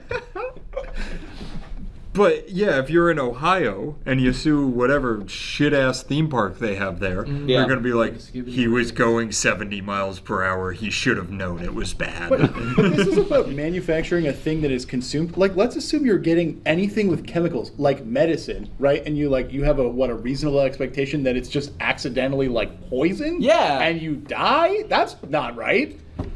They shouldn't change the definition of boneless wings to say they can have bones to account for like a mechanical failure. Exactly. It's just silly. It shouldn't be bone. It shouldn't go from boneless to now with less bone. Oh yes, exactly. Crazy. Like a boneless wing that has a bone in it is not a boneless wing. It is a fault. That is a misprint, so to speak. It's a misprint. Yeah. It's a misprint. Yeah. I don't want to be on the wrong side of Reddit, though. That's the problem. Obviously, they're right. I want to talk to this annoying ass Redditor. If you say this this Get him on the phone. annoying ass prick. Whoa. I have butchered lots of chicken. Not the whole process, but I've cut whole chicken into small chicken. Yeah. It's so hard to have chicken breast. You take the chicken breast off the bone, it's so hard to have the bone in there still. It's like a flat little rib cage and you go shloop, and then it's gone. You've been in the field. I've been there at ground zero. If you had, it's possible, but it's one of those things where like, if anything was going to happen to this chicken, bones would be pretty far down the list, I feel like. I would not expect to get bone in my chicken. What are your credentials as a chicken expert? Chicken expert? Yeah. What's your Reddit karma? Yeah, true. Check his karma. Oh, yeah. Have there been any rulings in any other states on this matter? That's true. That's a really good question. Shit. Let's get my lawyer father on the phone. Yeah, perfect. Dad, we want to take on the Supreme Court. We may not have Skippity Riz here in Florida. I feel like it just. I feel like it went from so many instances of them being like, oh, we have to like get in touch with Tyson and like all these like the companies that make the chicken that's shipped, and they just didn't want to do that. I think they didn't want to have to bring in Tyson and Purdue and like all these other chicken But I companies. feel like they made it much harder on themselves going through all of that process to reach the Supreme Court of Ohio when they could have just been like, oh yeah, they kind of fucked up with the manufacturing, right? Like, yeah, that's a shame. That's a real shame to happen. Here's your check. Here's like a refund for that wing and the medical bills or whatever. I feel like that would have been the easier process. And like, Well, okay, here's the thing. What happened to the guy that choked? oh, he's dead now. Did he die from that instance? The first article I read said that it felt like a bad tickle, and then ultimately he went to the ER, the hospital, and then there was a tear in his esophagus and he got infected. But beyond that, I don't know that he like died. Okay, because like if it's bad enough, there's a chance that little mom and pop wing shop was fighting like jail time. So they probably were like, let's do anything we can To just keep them not have So they were probably pulling out any argument they could come up with. Yeah. This guy probably.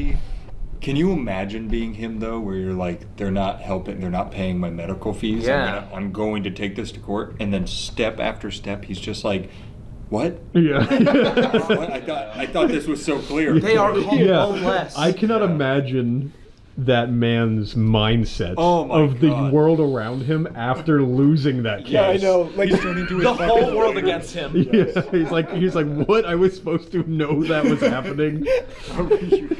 His lawyers were being like, brother, this is a slam dunk. he's turning to his fucking lawyers. It's like, are we doing this wrong? Like, what's happening? What's happening? He's turning to his lawyer, and the guy's going, it's this one's on me. I also want My bad, dog. Hey, give me some. I want to point out what Chase did right earlier. He said less does not equal none. It's boneless wings, not bone none wings. Yeah, that's true. It's not less as in without. It is less as in. There is less bone. I'm gonna take you to court over the definition of that. Yeah. So like deathless speedruns. You just have a little less death in them. Yeah. You can still have die. one or Yeah, two a or couple. three or four. That makes sense. What else? I feel like you've been digging. Yeah, I've just been doing a lot of digging on like conversations about it. So one of the things that people are contesting, the court case was not. Where is it? Sorry, I scrolled past it. Oh, bone shard was left in the chicken after the removal process. The Ohio Supreme Court ruled that boneless chicken is not a legally binding term, unlike organic or gluten-free, which have legal requirements to be labeled as.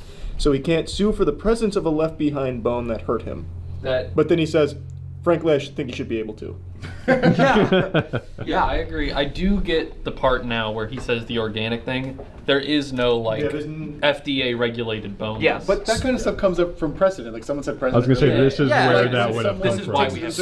So maybe the idea is that they shouldn't be arrested for the name boneless, but they should be arrested for preparing the chicken in a way that it is dangerous. Yeah. He shouldn't be arrested. They should pay straight to the gallows. You know what I mean? It's some punitive measure. Yeah, they should lose the case. What I think should have happened, and I think what he wanted to happen, martial is he would go to court, he'd win the case like, hey, there was a bone in my boneless chicken. We need to have some kind of standards that you shouldn't expect bones. Medical bills. Yeah. And that didn't happen. So now I feel like the president has said, if there's bones in your boneless, you're fine. You don't have to be as strict. Well, in Ohio at the very least. Even worse precedent that a company or a business, it can't be held liable if they harm a customer. Yeah, that's really what it's about. In Ohio, every nugget tender, whatever, if it's cheaper to keep bones in, just fucking just do leave it. them in. There's Just no leave them in. downside. There's now precedent that it's okay. I'm going to start making customers should boneless wings. 50% boneless. In Ohio, you gotta go to Ohio. the president has said if you buy boneless anything, there can be a bone in it. It's probably cheaper to not debone them. Yeah. Just leave all the They could bones just do in. lollipops. Put the damn bone and then put the chicken on top. And just call it boneless. And they can Can you do imagine? yeah, It's like on a fucking T-bone. They're like, this is my boneless wing, and you're like, but there's a bone. I have to hold it by the bone. And they're- No, my cooking style was boneless. You don't know what temperature these went in at, man. Don't worry, guys. This cereal, it's sawdustless. it's totally good. There's barely any wood shapes. Yeah, that's what I'm saying. Now, none of us are in Ohio, but I'm sure That's there's true. someone watching this in Ohio. This is your chance to hop on bone-full wings, which is wings with double the bone, and then you. No. You Yeah. can just serve bones with no chicken. Yes. Yeah, I was gonna say bone-full wings, and then you just don't put any bone in them, and you make them boneless. And then if someone tries to sue you, the courts are gonna be like, well, Oh yeah. there could be no bones in your boneless wing or In your bone-full boneful wings. wings. Yeah. We should Sorry. take a case to the Supreme Court in Florida as absurd. Do you know how as much possible. time that takes? You have to appeal all your way up to that. Do you remember that when it is I'm in it for the long haul. Why would we have to do a different case? Let's just do the boneless wings I again. feel like, look, We should go Florida is- eat as many boneless wings Until as we we find a bone, possibly yeah, can until there's a bone. Yeah, one. Except now it's on camera that we did this. No, we can cut this. Yeah, okay. it's deleted footage. It'll be a Cut secret. everything except Keep this. just If you this know shit. where you can find boneless wings with bones in Florida, let us know. To go again, Yeah. I really think someone in Ohio should make a boneless wing company that only has bones in it. Yes. Like go Because nuts. you can. Yeah. And it's not a problem. Yeah, You it's just not say a it's your cooking style. Then the issue arises: how many bones if you do every boneless wing has bone in it, then they're going to be like, well, now you're just being an asshole. But what is the amount of bones per produced wing? There's a that ratio. is, yeah, where You're it's about like, to make me open a goddamn cap on that market, man. Well, what if we took it the other way? Is there any problem with advertising normal wings with And no then be bones in them? boneless. Can you imagine I the feel like Supreme they're- Court loses their fucking Yeah, mind? they're like, that's fucking illegal. Get Yeah. them out of here. Your drummies didn't have any bones in them? Where's my bones in this Witchcraft. Absolute sorcery.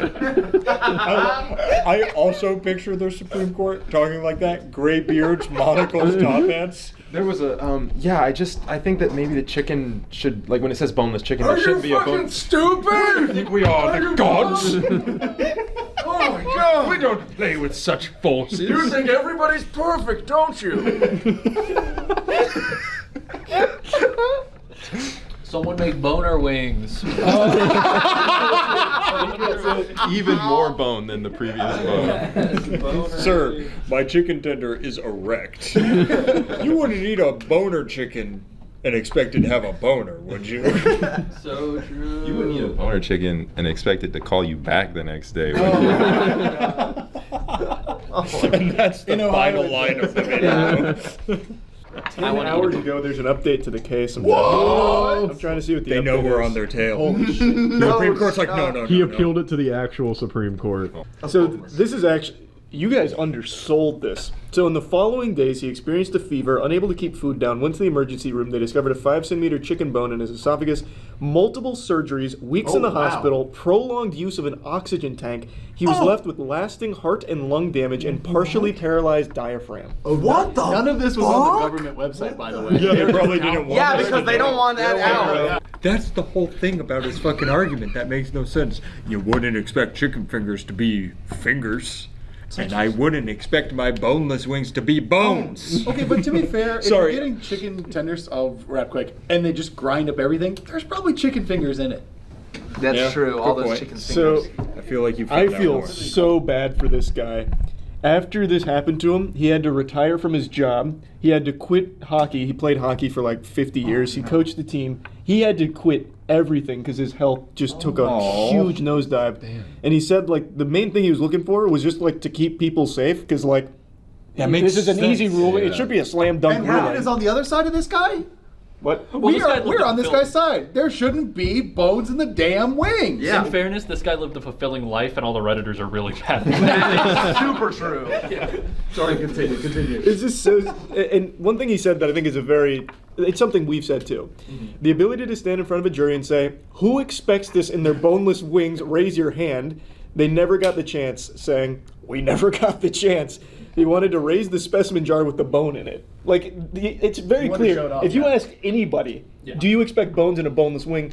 unanimously it would be no. No. Except maybe a Redditor, I guess. But like, And that Redditor guy. for sure. And that guy now. and this guy. Do you want me to try to reach out to this guy? Yeah, so he spoke What's out. his name? I guess it's all public. His It's name, public, yeah, Michael Berkheimer is his name. The fucking Reddit sees our High Council of Elders decided, like, yes, actually. And they go, oh, yes, the elders have spoken. Yes, actually. That's what I'm saying. They're just like, the government was like, this is what happened. And they were like, yeah, absolutely. Like, I mean, I don't know what you want us to do. You want us to go in there and start ripping up their chairs, taking out the upholstery? Do you think that Redditor is an aspiring Supreme Court justice? Oh, maybe it is. Maybe it just is. Oh, maybe it's just him. He's just like, guys, I super think the justice was correct. Posting on like the not super judge 22. Yeah, this ruling is great. It happened in 2016 as well, so this case had been going on for a long time. It is 8 years old at this point. Yeah. Damn, poor guy. But the That's recent terrible. update was That's they upheld the decision. Yeah, they upheld it. That is crazy. That's actually terrible. That guy deserves to be taken care of for the rest of his life. Honestly. All wing companies pay him a stipend like every year. And grovel at his feet. Yeah. This video is about to take a goddamn turn. We're going to be talking about the state of the world. I thought we were. Yeah, this is my problem with the goddamn world right now. Is bones in our boneless wing, damn it. There's bones in the street, man. Like it's just like There's bones in our water and turning the frogs. They're turning my frogs into bone-in frogs. Chickens boners.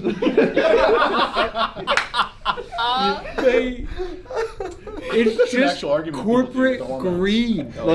Like you were saying, oh, but then we have to follow laws and set regulations. It's like, yes. There should be regulation. That's what it should be. So Boneless this wings should man's have no not bones. ruining his life, and other people aren't either. And they're Well, like, was this corporate greed? Wasn't this just like a tiny little wing shop? But I don't mean them. Yeah, I mean, what like, Chase is saying is the that landslide. Yeah, The higher courts it gets, the more like corporations get involved, and like Tyson and Purdue, they're like, oh shit, we could get fined. We have to like implement all this new regulation to guarantee there's no bones in whatever chicken they're shipping across the country, and that's just And it's gonna millions cost of them dollars money. that they have. And then on top of this, you have fucking sane judges who are like sitting there going, "Are you fucking stupid?" to their coworkers. Crazy case though. I still think Ohio made the wrong call. Yeah. And just to be clear, Yeah. I wasn't making accusations. Prove us wrong, Ohio. Yeah. Give And us if a good you're- If you're argument. that guy, talk to us. We want to apologize on behalf of the world. Bring the judges down here and sit at the table with us. We'll fix this. Like a mob sit down. Yeah. Just start making just boneless wanna wings talk. with bones. All Because right. that's what it's gonna take. Bone. Well, Hey, we got to the bottom of it. we figured out another one. Cracked the case. Great work, guys. Good work, guys. The think tank does it again. And nothing was changed.